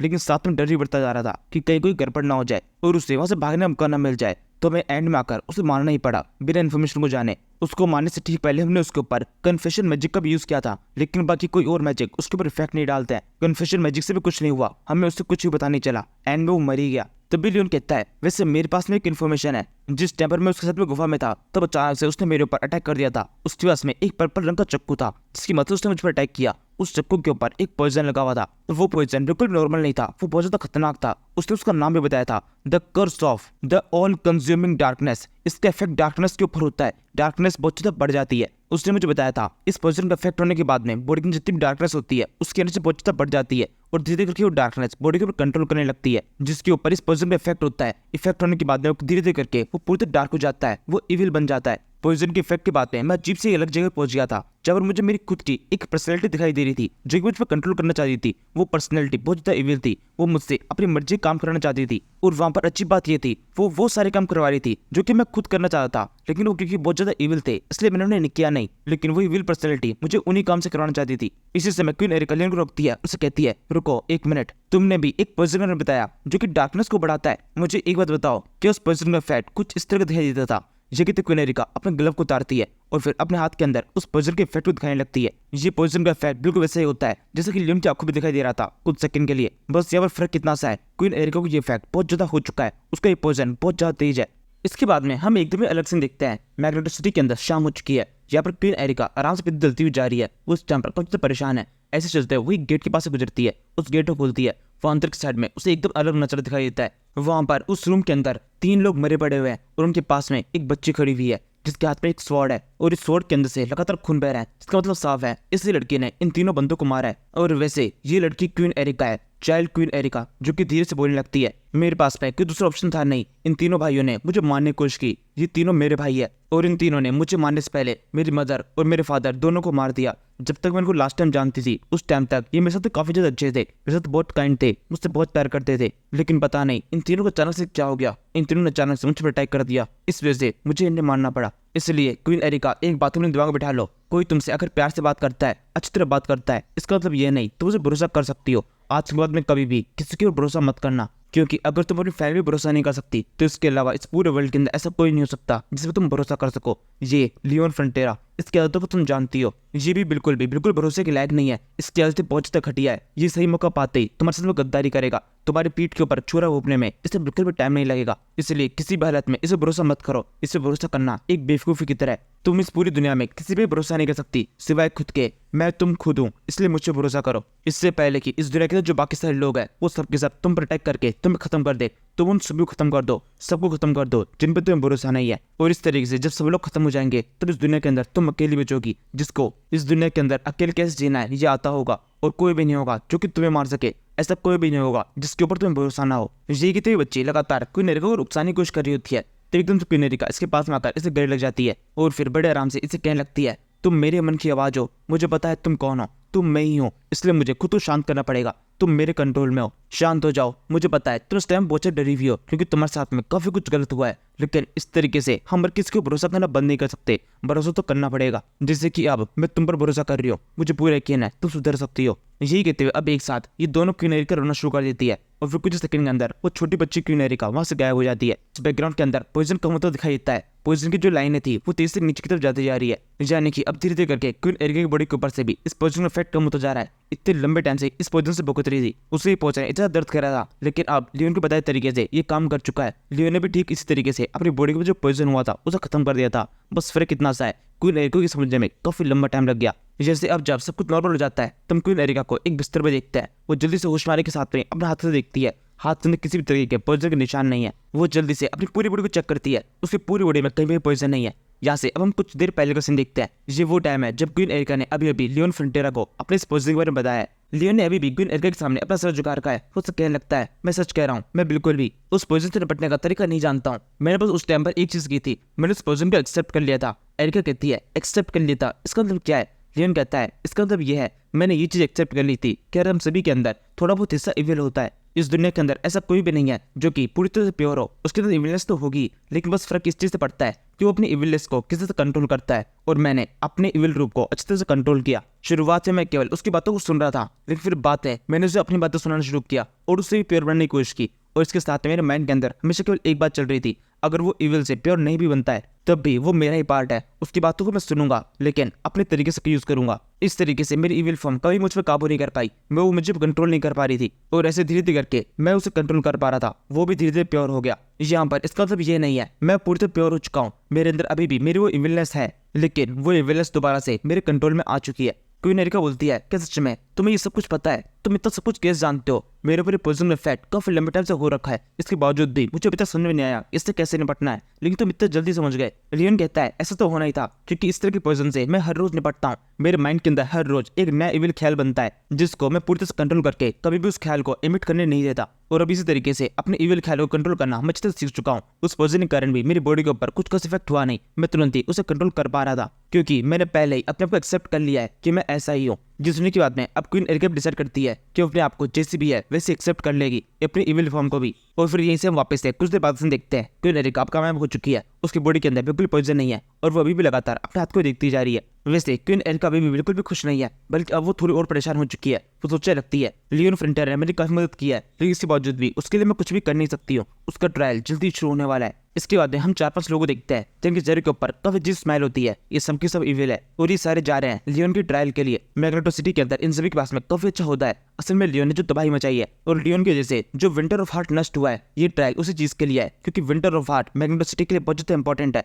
भले क्वीन एरिका इस सदमे को बर्दाश्त कर जाए, विंटर ऑफ हार्ट होने से उसे कुछ खास इफेक्ट ना पड़े, लेकिन बाकी लोगों को इफेक्ट पड़ता है, जो कि मैग्नेटो सिटी के लिए इंपॉर्टेंट है। और अब इसी वजह से लियोन के ऊपर ये ट्रायल करना पड़ेगा। लियोन को स्पेशली किसी चीज के लिए माफ नहीं कर सकते। और इसके अलावा ये 4-5 बंदे हैं, इन्होंने मन बना लिया है कि किसी भी तरीके से लियोन को एक काफी चीज दिला के रहेंगे, क्योंकि ये लियोन क्वीन एरिका को ज्यादा चाहिए हो चुका है। एक दुश्मनी क्वीन एरिका से है, इसलिए क्वीन एरिका को जिस तरह सजा देना चाहते हैं। ये लोग चाहते हैं कि क्वीन एरिका अपने हाथों से लियोन को एक बहुत बड़ी सजा दे, और बाद में उसे खुद को पछतावा हो, या फिर इससे उल्टा हो जाए, क्वीन एरिका खुद से खड़ा होकर ये कह दे कि उसे लियोन फ्रंटियर को किसी भी सजा नहीं देनी है। उस टाइम पर उसके ऊपर पक्षपात करने का इल्जाम लगाया जा सकता है, जिस तरीके से मैग्नेटो सिटी के अंदर उसकी रेपुटेशन कम हो जाएगी। अगर यहाँ पर इन दोनों में से कोई भी चीज हो जाती है तो किसी भी तरीके से इन 5 लोगों को तो फायदा होगा ही। और इसके अलावा इन्होंने एक कुछ चीज सोची है, अगर ये इनमें से भी कुछ भी नहीं कर पाता है तो एटलीस्ट लियोन फ्रंटियर की फ्रंटियर सिटी को कम से कम डाउनग्रेड तो करा के रहेंगे। हाल ही में जो उसका प्रमोशन हुआ था उसको वापस से डाउनग्रेड कराया जाएगा। इन्हीं सारे प्लान्स को आपस में डिस्कस करते हुए ये सारे उस जगह पहुंच जाता है जहाँ पर लियोन को ट्रायल किया जाने वाला है। लियोन इस टाइम बीच में खड़ा हुआ है। इस ट्रायल के लिए जितने भी लोग इंपॉर्टेंट है वो सबके सजा पहुंच चुका है।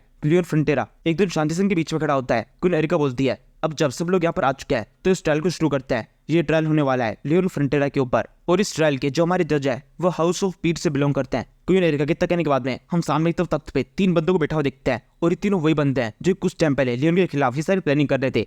अब जब जज ही प्लानिंग बना चुका है, सोच चुका है कि उसे लियोन को सजा देनी है, तो लियोन को सजा दिलाने से बचाना बहुत मुश्किल पड़ेगा। क्वीन एरिका को ये पता होती है, वो मन में सोचती होती है, लियोन फ्रंटियर मुझे माफ कर दो, तुम्हारे लिए कुछ भी कर पाना मेरे लिए काफी ज्यादा मुश्किल है। वैसे तो मैं मैग्नेटो सिटी की क्वीन हूँ, लेकिन इस तरीके से इस लॉ से पीछे नहीं हट सकती। जब पर तुम्हें जो भी सजा मिलेगी तुम्हें उसे एक्सेप्ट करना पड़ेगा। मैं बस तुम्हारे लिए इतना कर सकती हूँ कि कैपिटल की तरफ से तुम्हें जो भी सजा मिलेगी वो तुम्हारे लिए कम कर दी जाए। इसके बाद में हम 6 लोग देखते हैं जो कि इस टाइम पर इस ट्रायल रूम के बाहर की तरफ है। वो किसी भी चिल्लाते हुए बोलने लगती है, नहीं ये बिल्कुल भी ठीक नहीं हो रहा है, लियोन फ्रंटेरा के साथ में ये बहुत गलत बिहेव हो रहा है। वो विंटर ऑफ हार्ट का तबाह होना उनकी बिल्कुल भी गलती नहीं थी, बल्कि उन्होंने तो उस विंटर ऑफ हार्ट को ऑब्जर्व करके कई सारे लोगों की जान को बचाया है। हमें समझना चाहिए और उनको इनाम देना चाहिए, न किस तरीके से उनको बीच में खड़ा करना चाहिए। उनको इस तरह सजा देना ये बिल्कुल गलत है। चाहे यहाँ के लोग पूरी तरह बेवकूफ हो चुके हैं। शेलो ये सब कुछ जेवियर से कह रही है, जो कि इस टाइम पर इस ट्रायल रूम के बाहर खड़ा हुआ है, यहाँ पर खड़ा होकर अपना काम कर रहा है। वो शेलो से कहता है, हाँ तुम ठीक कह रही हो, लेकिन ट्रायल के अंदर जो कुछ चल रहा है वो भी काफी तक ठीक है। सभी लोगों को यही लगता है कि सब कुछ लियोन फ्रंटेरा की वजह से हुआ है। विंटर ऑफ हार्ट की पूरी रिस्पॉन्सिबिलिटी लियोन फ्रंटेरा की बनती है। अगर उसके साथ में कुछ भी गलत होता है तो उसकी रिस्पॉन्सिबिलिटी भी लियोन फ्रंटेरा ही उठाएगा।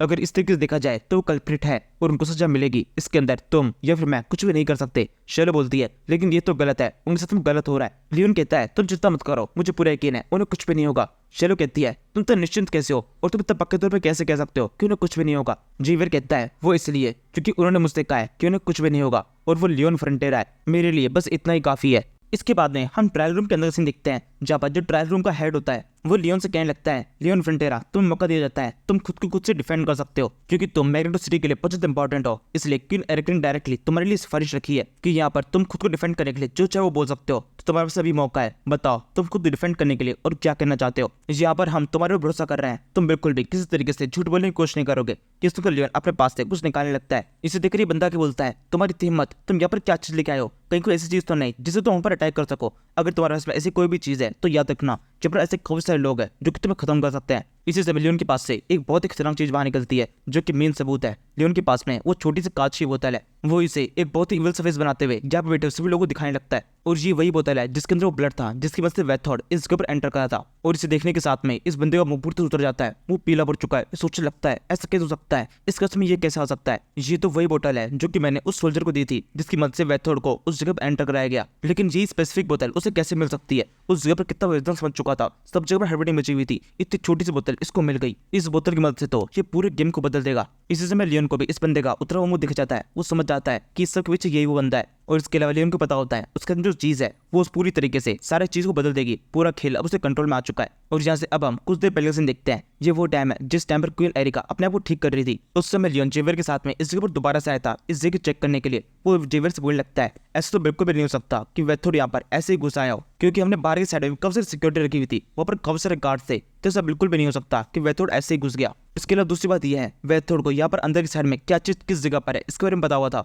इसी वजह से उसका प्लान अच्छी तरह वर्क कर गया। यानी कि ये बात तो पक्की है, यहाँ पर कोई मोल है जो कि उसको सब कुछ बता रहा है, हमारे बीच में कोई भेदी है। और इसके अलावा मैं ये भी पता लगाना चाहता हूँ कि वेथोड यहाँ पर अंदर एंटर करके से गया। हो सकता है भेदी एक हो, दो हो, लेकिन इतने सारे सोल्जर्स किसी की भी उस पर नजर नहीं पड़ी और वो आसानी से हमारे विंटर चैम्बर के अंदर एंटर कर गया। ये तो नामुमकिन है। अब इसका एक तरीका ये हो सकता है वो यहाँ पर टेलीपोर्ट करके आया हो, लेकिन टेलीपोर्ट करने के लिए भी उसको अपने ब्लड की जरूरत पड़ती है। मैंने देखा था जिस टाइम पर वहां से गायब हो रहा था वो अपने ब्लड के अंदर ही समाया था। यानी किसका मतलब उसको यहाँ पर लाने में भी किसी ने उसकी मदद की है। और मुझे इस बात का पूरा यकीन है कि जो कुछ भी यहाँ पर है उसी से हमें एक शानदार सबूत मिल जाएगा। इस लियोन अपने पास से सारे मोस्टर्स को बाहर निकालता है और उन सभी को ऑर्डर देता है, इस पूरी जगह छानबीन शुरू करो, यहाँ पर कोई भी सिंगल चीज बचनी नहीं चाहिए जो कि हमने चेक नहीं की हो। इसी के साथ ही लियोन के सारे मोस्टर्स काम पर ले जाते हैं। लियोन यहाँ पर अपने केवल वफादार लोगों को ही लेके आया है और लियोन की ये टेक्निक काम कर भी जाती है। उसे कुछ देर के अंदर ही बोतल मिल जाती है जिसे वो यहाँ पर सबके सामने दिखा रहा है। इसे देखकर ही पीर फैमिली का बंदा पूरी तरह घबराते हुए लियोन से बोलने लगता है, ये सब कुछ क्या मजाक हो रहा है, हम तुम्हें यहाँ पर अपनी बात रखने का मौका दे रहे हैं और तुम इस तरीके से बेकार से बोतल दिखा रहे हो। इस बोतल से क्या प्रूफ होता है,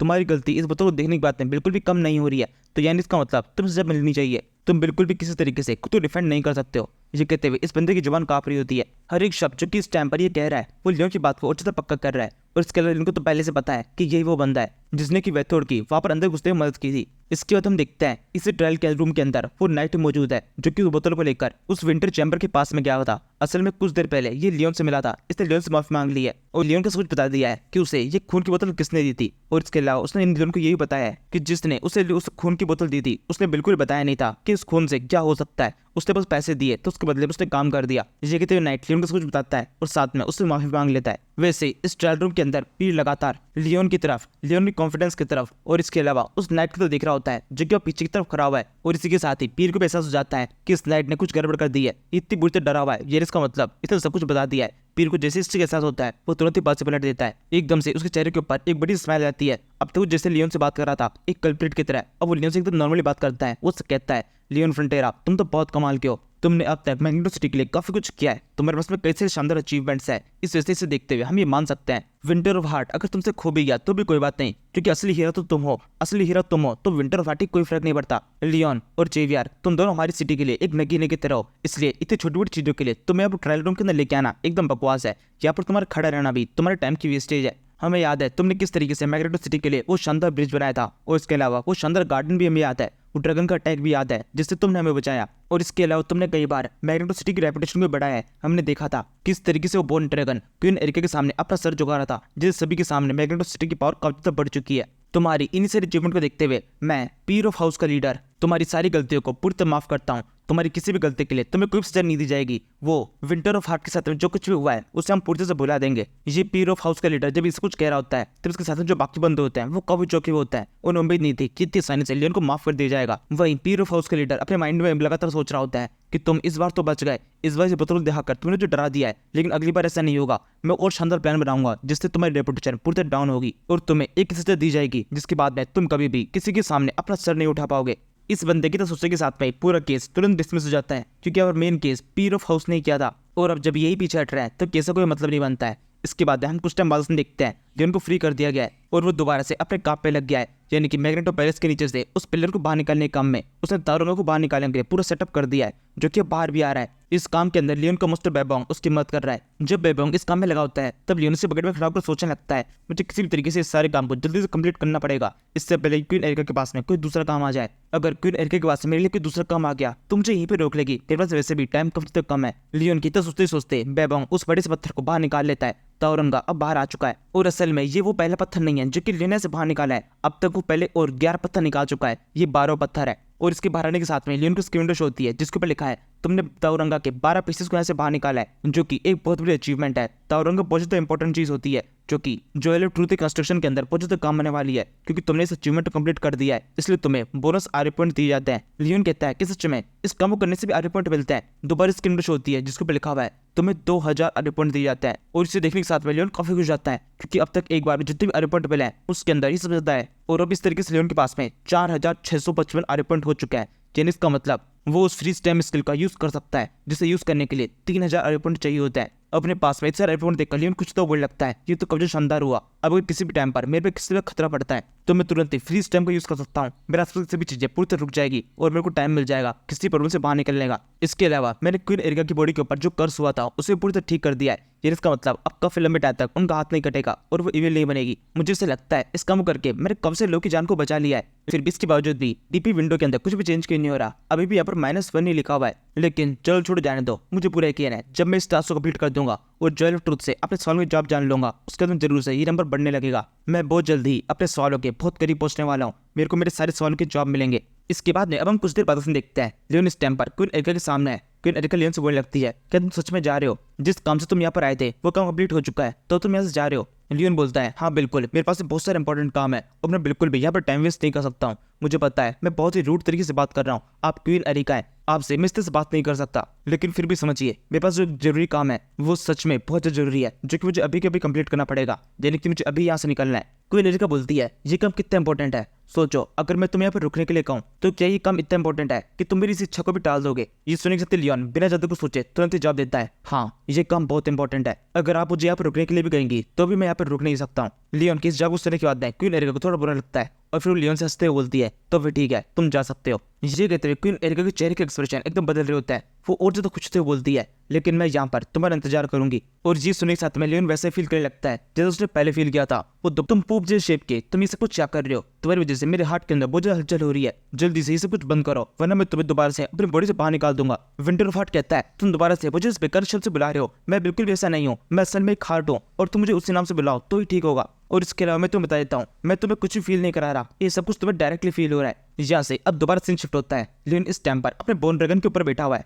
12 पत्थर जो कि उसने जमीन से निकाले थे उन सभी को बोन ड्रैगन के साथ में बांध दिया गया है और अब इसके बाद में इनकी सवारी यहाँ से निकल चुकी है सीधे मरमेड किंगडम की तरफ। जैसे ये लोग एकदम सही जगह पहुंचते हैं या पहुंचने की बात है इन 12 पत्थर को पानी के अंदर ड्रॉप कर दिया जाता है। इसके बाद में लियोन जेवियर से बोलता है यहाँ से मरमेड किंगडम बहुत ज्यादा पास में है, यहाँ से आगे तुम पत्थरों को बड़ी सनी से ले जाएंगे। वैसे जेवियर तुमने सेलरी के साथ में क्या किया? क्या तुमने उसको अच्छे से गुड बाय किया? तुम्हें पता है ना, उसे दोबारा मिलने में हमें काफी लंबा टाइम लग सकता है, और वैसे भी उससे हर रोज मुलाकात होती नहीं है। ये सुनकर जीवर एकदम नॉर्मली बोलता है, हाँ थोड़ा बहुत कर दिया था। लियोन कहता है, थोड़ा बहुत तुम्हारा क्या मतलब है, थोड़ा या फिर बहुत? तुम्हारे चेहरे को देख ऐसा लगता है तुमने उसे ठीक से बात भी नहीं की, तुम दोनों ने आपस में एक दूसरे रिलेटेड कुछ बात नहीं की। जीवियर कहता है, आप मुझसे क्या सुनना चाहते हैं? वैसे ऐसे बोलिए ना, आपको खुद को उनसे बात करनी थी और आप बस मुझे बीच का एक रास्ता बना रहे हैं। लियोन कहता है, तुम जानते हो ऐसा बिल्कुल भी नहीं है, मुझे सेलेरियो के अंदर बिल्कुल इंटरेस्ट नहीं है, और वैसे भी वो तुम्हें पसंद करती है और तुम्हें उसके साथ में थोड़ा अच्छी तरह से बात करना चाहिए। तुम्हें पता है इस सब मामलों में मैं बहुत ज्यादा एक्सपर्ट हो चुका हूँ, क्योंकि मैंने बहुत सारे लोगों को देखा है एक दूसरे से प्यार करते हुए, और शायद से अब तो मुझे ऐसा लग रहा है कि मैं एक लव गुरु बन चुका हूँ। जैसे मैं किसी की तरह देखता हूँ तो पहचान जाता हूँ कि कौन किसको किस अंदाजे में देख रहा है। इसी समय लियोन का विंटर ऑफ हार्ट से चिल्ला कहता है, लेकिन तुम्हें खुद की सुनाई नहीं देता है, लोग तुम्हें किस तरह देखते हैं वो तुम्हें दिखाई नहीं देता, दूसरा का तुम्हें दिखाई दे रहा है। ये सुनकर लियोन जल्दी से विंटर ऑफ हार्ट को शांत करता है। इस समय जेवियर लगातार सिल्यूरिया के बारे में सोच रहा है। बस सिल्यूरिया मतलब सिल्यूरिया नमरान से है, जिसका शॉर्ट नेम है शेलो। जेवियर यहाँ पर शेलो को जब आखिरी बार गुड बाय बोल रहा था उस टाइम को याद करता है, जिसमें शेलो से बोलती है, कुछ टाइम बाद में जब तुम तुम्हारी ड्यूटी से पूरी तरह फ्री हो जाओगे, तुम्हारे पास मेरे लिए थोड़ा बहुत टाइम होगा और मैं भी एक काफी ताकतवर मैजिशियन बन चुकी होगी, उस जगह पहुंच जाऊंगी जब मैं पहुंचना चाहती हूँ। तब उसके बाद में पूरी फुर्सत से मैं तुम्हारे पास में आकर तुमसे एक बात कहूंगी कि मैं तुम्हें बहुत ज्यादा पसंद करती हूँ, लेकिन अभी फिलहाल के लिए वो टाइम नहीं आया है, हमें अभी अपने अपने रास्ते पर निकल लेना चाहिए। जेवियर को दोबारा से लियोन के सामने देखते हैं, वो अभी भी शेलो के बारे में सोच रहा है, आखिरी मुलाकात के बारे में, और ये सोचते हुए उसके चेहरे के ऊपर एक हल्की स्माइल जाती है और साथ में वो शर्माने भी लगता है। और जेवियर को तो शर्माता देखने के साथ में लियोन समझ जाता है कि जितना आसान है उतना आसान दिख नहीं रहा है, मतलब जैसा दिखाई दे रहा है उतना आसान है नहीं। जैसे कि जेवियर ने कह दिया कि थोड़ी बहुत बात हुई थी, असल में ऐसा नहीं हुआ है, बात बहुत ज्यादा हुई है। वो चिल्ला के जेवियर से बोलता है, जेवियर तुमने तो कुछ बताया नहीं, जल्दी से मुझे सब कुछ बताओ, तुम्हारी और शेलो के बीच में क्या बात हुई, उसने तुमसे ऐसा क्या कहा, तुम इस तरीके से ब्लश कर रहे हो, मुझे पूरा यकीन है तुम्हारे बीच में थोड़ी बहुत बात नहीं हुई है, कुछ तो कुछ खतरनाक ही कहा है उसने तुमसे। जेवियर कहता है, नहीं ऐसा बिल्कुल भी नहीं है, कुछ खास बात नहीं हुई। लियोन कहता है, मुझे पता है तुम केवल मुझे परेशान करने की कोशिश कर रहे हो, तुम मुझे बता नहीं रहे, क्योंकि ये सब कुछ करके तुम मुझे परेशान कर रहे हो, ये तुम्हारा मुझे परेशान करने का एक और नया तरीका है, लेकिन जल्दी से मुझे बता दो। जेवियर कहता है, अच्छा ऐसी बात है, चलो उससे पहले आप मुझे ये बताइए, जब आप क्वीन एरिका से बात करने के लिए गए थे तब उन्होंने आपसे क्या कहा था, क्या आप इतना ज्यादा अजीब सा बिहेव कर रहे थे, आपके चेहरे के ऊपर इतनी अलग सी स्माइल थी कि सुनने के साथ लियोन तुरंत शांत हो जाता है। वो बोलता है, नहीं कुछ भी नहीं, ऐसे थोड़ी बहुत बात हुई थी और उसका इससे कोई रिलेशन नहीं है, तुम टॉपिक चेंज मत करो। चलो टॉपिक चेंज कर देते हैं, अब हम आपस में इस बारे में बात नहीं करेंगे, हमें यहाँ से एक और चीज को लेने के लिए जाना है जो कि हमें यहाँ से मिलेगी साउदर्न ग्रासलैंड में। जेवियर कहता है, साउदर्न ग्रासलैंड, आपको पता है ना वहाँ पर क्या है? लियोन बोलता है, हाँ मैं जानता हूँ, मुझे पता है खतरा है, लेकिन हम संभाल लेंगे। असल में जो साउदर्न ग्रासलैंड है वहाँ पर सेंटर्स का राज है, जो एक घोड़े जैसे जीव होते हैं, जिनका शरीर एक इंसान की जैसा होता है और बाकी की बॉडी बिल्कुल एक घोड़े की तरह शरीर का मजबूत होता है, और ये अक्सर ही फैट के लिए तैयार रहते हैं। इनके पास में दूसरा स्पेशल मटेरियल है जिसका नाम है टोपो। ये लियोन की लिस्ट का सेकंड आइटम है जो कि जेल ऑफ ट्रूथ कंप्लीट करने के लिए बहुत ज्यादा इंपॉर्टेंट है।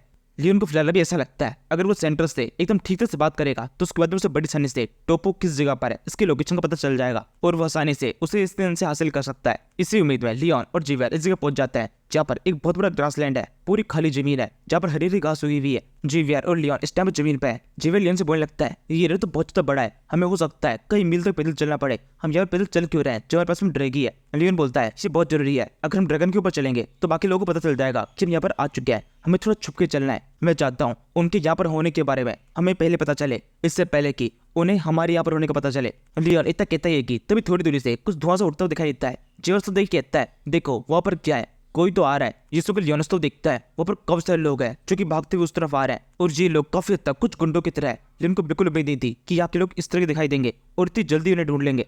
इसी समय सारे अजीब जीव लियोन और जेवियर के पास पहुंचकर उनको चारों से घेर लेते हैं। इनका जो लीडर होता है वो लियोन को चिल्लाते हुए उसे कहने लगता है, तुम इंसानी जीव बताओ तुम यहाँ पर क्यों आए हो, है या? इसके तक कहने के साथ में बाकी सारे भी यही चिल्लाने लगते हैं। लियोन कहता है, मैं तुम्हें सब कुछ बताऊंगा मेरे बारे में भी, लेकिन उससे पहले तुम ये बताओ कि है ये करके तुम लोग क्या चिल्ला रहे हो। सेंटर्स बोलता है, ये हमारा स्टाइल है, तुम इसके ऊपर किसी भी तरीके से कोई टिप्पणी नहीं कर सकते हो, बस अभी फिलहाल तुम एक चीज कर सकते हो, हमारे जो सवाल है उनके जवाब दो। ये सुनकर लियोन अब इनके सामने अपना सर झुकाता है और उनसे कहने लगता है, मैं तुम लोगों के चीफ से बात करना चाहता हूँ, मेरे पास में उनसे करने के लिए एक बहुत इंपॉर्टेंट बात है। सेंटर्स बोलता है, तुम जानते हो ना तुम्हारी हमारे सामने कोई भी औकात नहीं है, तुम्हारे केवल 2 पैर है और हमारे 4, जेनिक्स का मतलब हम बहुत ताकतवर है, तुम 2 पैर वाले जीवों को बिल्कुल भी हमारे चीफ से मिलने की परमिशन नहीं मिलेगी, तुम इस काबिल नहीं हो कि उनके सामने खड़े भी हो सको। तभी लियोन हंसते हुए बोलता है, वैसे इससे क्या फर्क पड़ता है कि किसके पास में कितने पैर है, तुम्हारे पास में 4 है, मेरे पास में 2, लेकिन इससे फायदा क्या, तुम्हारी और मेरी स्पीड लगभग बराबर ही है, बल्कि मेरी स्पीड तुमसे ज़्यादा ही निकलेगी। और अगर इस तरह से देखा जाए, यूजर्स के साथ देखा जाए, तो मेरे 2 पाँव तुम्हारे 4 पाँव से ज़्यादा तेज है और मैं हर तरीके से तुम ज़्यादा काबिल हूँ। मैं उस चीफ से मिलने के भी काबिल हूँ जो कि तुम्हारा लीडर है। ये सुनकर ये गुंडे जैसे सेंटबस अपने हाथ में जो वेपन होते हैं उन जोरों से घुमाना शुरू कर देता है और फिर लियोन से कहता है, तुम्हारी इतनी हिम्मत, तो हमें चैलेंज कर रहे हो, तो फिर ठीक है, तुम्हारे चैलेंज को हम एक्सेप्ट करते हैं। रूल सुन लो, हम एक रेस लगाएंगे, जो पहले पहुंचेगा वो जीत जाएगा और जीतने वाले को वो मिलेगा जो कि वो चाहता है। लियोन कहता है, ठीक है, मुझे मंजूर है। इसी से मैं जीवा लियोन के पास में आकर उसे कहने लगता है, आपकी जगह मैं रेस लगाता हूँ। लियोन कहता है, नहीं, रेस तो मैं ही लगाऊंगा, मैं जीत सकता हूँ। वैसे मरमेड किंगडम के अंदर मरमेड क्वीन से मिलने में तुमने मेरी काफी मदद की थी और अब की बार मैं इस काम को खुद से करना चाहता हूँ। जीवियर कहता है, शायद से आप इन सेंटर्स के बारे में ज्यादा ठीक से जानते नहीं है। इनकी रफ्तार बहुत ज्यादा तेज होती है,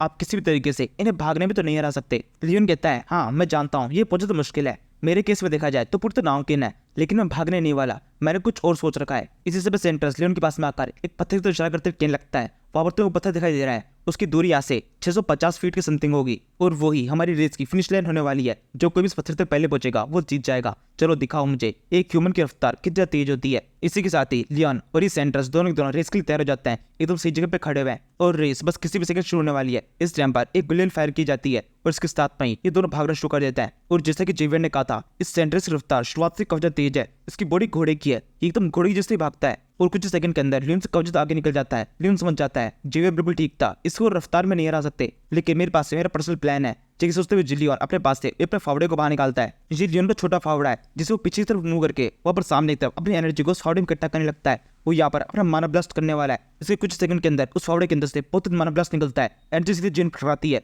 जिसकी उल्टी एनर्जी लियोन की बॉडी की ओर पड़ती है और इसी के साथ ही लियोन एक रॉकेट की रफ्तार से तेज से उड़ना शुरू कर देता है। वो उड़ते हुए कुछ सेकंड के अंदर इस सेंटर से आगे निकल जाता है और फिर सीधे जाकर इस पत्थर टकराता है। लियोन की रफ्तार इतनी तेज होती है कि जैसे पत्थर टकराता है, पत्थर के अंदर भी छेद जाता है। लियोन ने इस जगह पर कुछ ज्यादा एनर्जी का यूज कर लिया है, इसके अंदर वो जोर से जमीन पे गिरता है।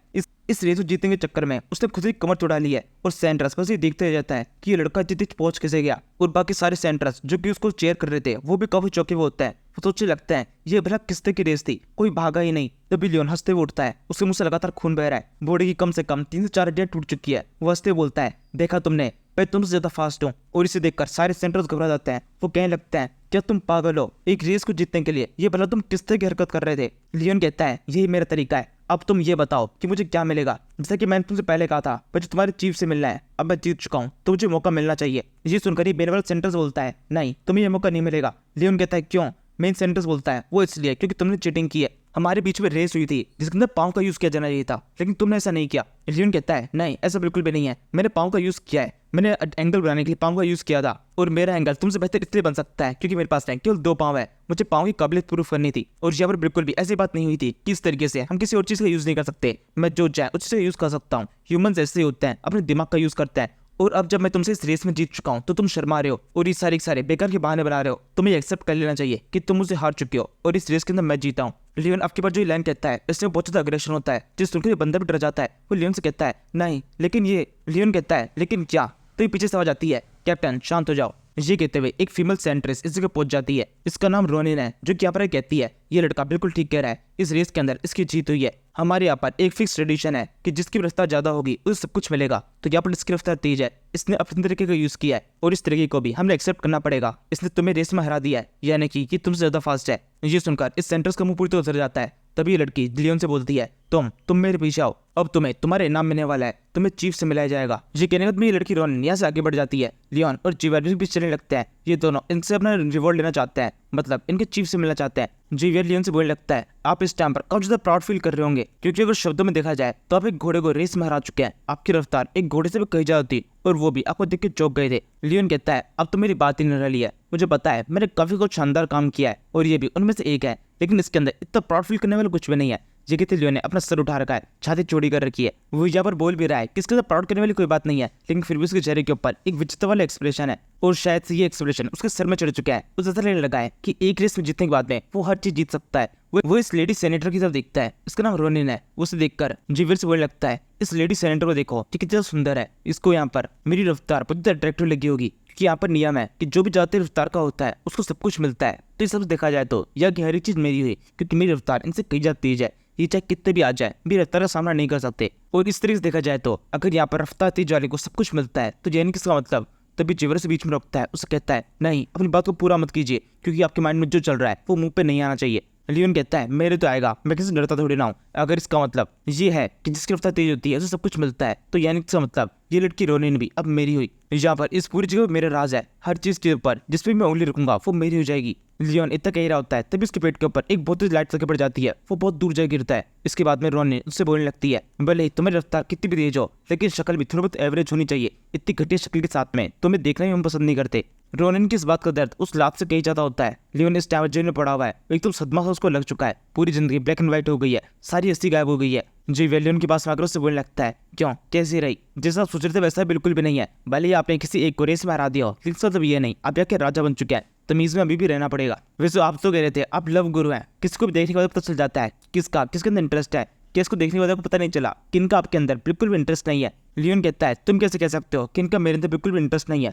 जीवर के उल्टा है, क्योंकि मैंने अब तक बहुत सारी लड़कियों को देखा है, बहुत सारी लड़कियों की आंखों में वो इंटरेस्ट देखा है जो कि किसी के अंदर होना चाहिए, इसलिए मेरे को ज्यादा एक्सपीरियंस है, मैं किसी लड़की को देखकर पता कर सकता हूँ कि वो किसी को देखकर किस तरह का फील कर रही है। ये सब कहते हुए जीवर लियोन को उठाता है, लियोन का बहुत ज्यादा खराब है, वो ठीक से खड़ा भी नहीं हो पा रहा। तभी लड़की रोनिन आगे बोलती है वैसे अब तक मैं ये कहती आ रही थी कि हमारी रफ्तार बहुत ज्यादा इंपॉर्टेंट है, रफ्तार ही हमारे लिए सब कुछ है, लेकिन ऐसा बिल्कुल भी नहीं है। रफ्तार के अलावा भी कुछ और चीजें हैं जो कि मैटर करती है। यही बात करते हुए इन लोगों के विलेज में पहुंच जाता है, सामने तरफ काफी सारे टेंट है, इन्हीं को दिखाते हुए रोनिन आगे बोलती है इस साइड टेंट तो में दिखाई दे रहा है ये हमारी प्रजा का है, और इनके पीछे की साइड में जो सबसे बड़ा टेंट है वही है हमारे चीफ का टेंट, उनका नाम चेकॉन है और वो मेरे फादर है। लियोन और जीवर को उसकी तो उम्मीद नहीं थी कि वो चेकॉन इसी का फादर निकलेगा। इसके बाद में हम इस टेंट के अंदर से देखते हैं जहाँ पर चेकॉन लियोन और जीवर दोनों को स्वागत करता है। वो अंदर से बोलने लगता है तुम इंसान जीवो, तुम यहाँ पर कैसे आना हुआ। इस जगह पर लियोन और जीवर ने भी इसे पूरी रिस्पेक्ट देते हुए इसके सामने बस सिर झुका रखा होता है। ये बंदा क्या बोलता है इस सब कुछ जरूरत नहीं है, बस सीधे ये बताओ यहाँ पर क्यों आए हो। लियोन कहता है नहीं इससे कुछ खास कारण नहीं है, मैं बस पूरी दुनिया के अंदर इधर उधर भटकता हूँ और ये पता लगाने की कोशिश करता हूँ कि किस इंसान का किस तरह का रहन सहन है।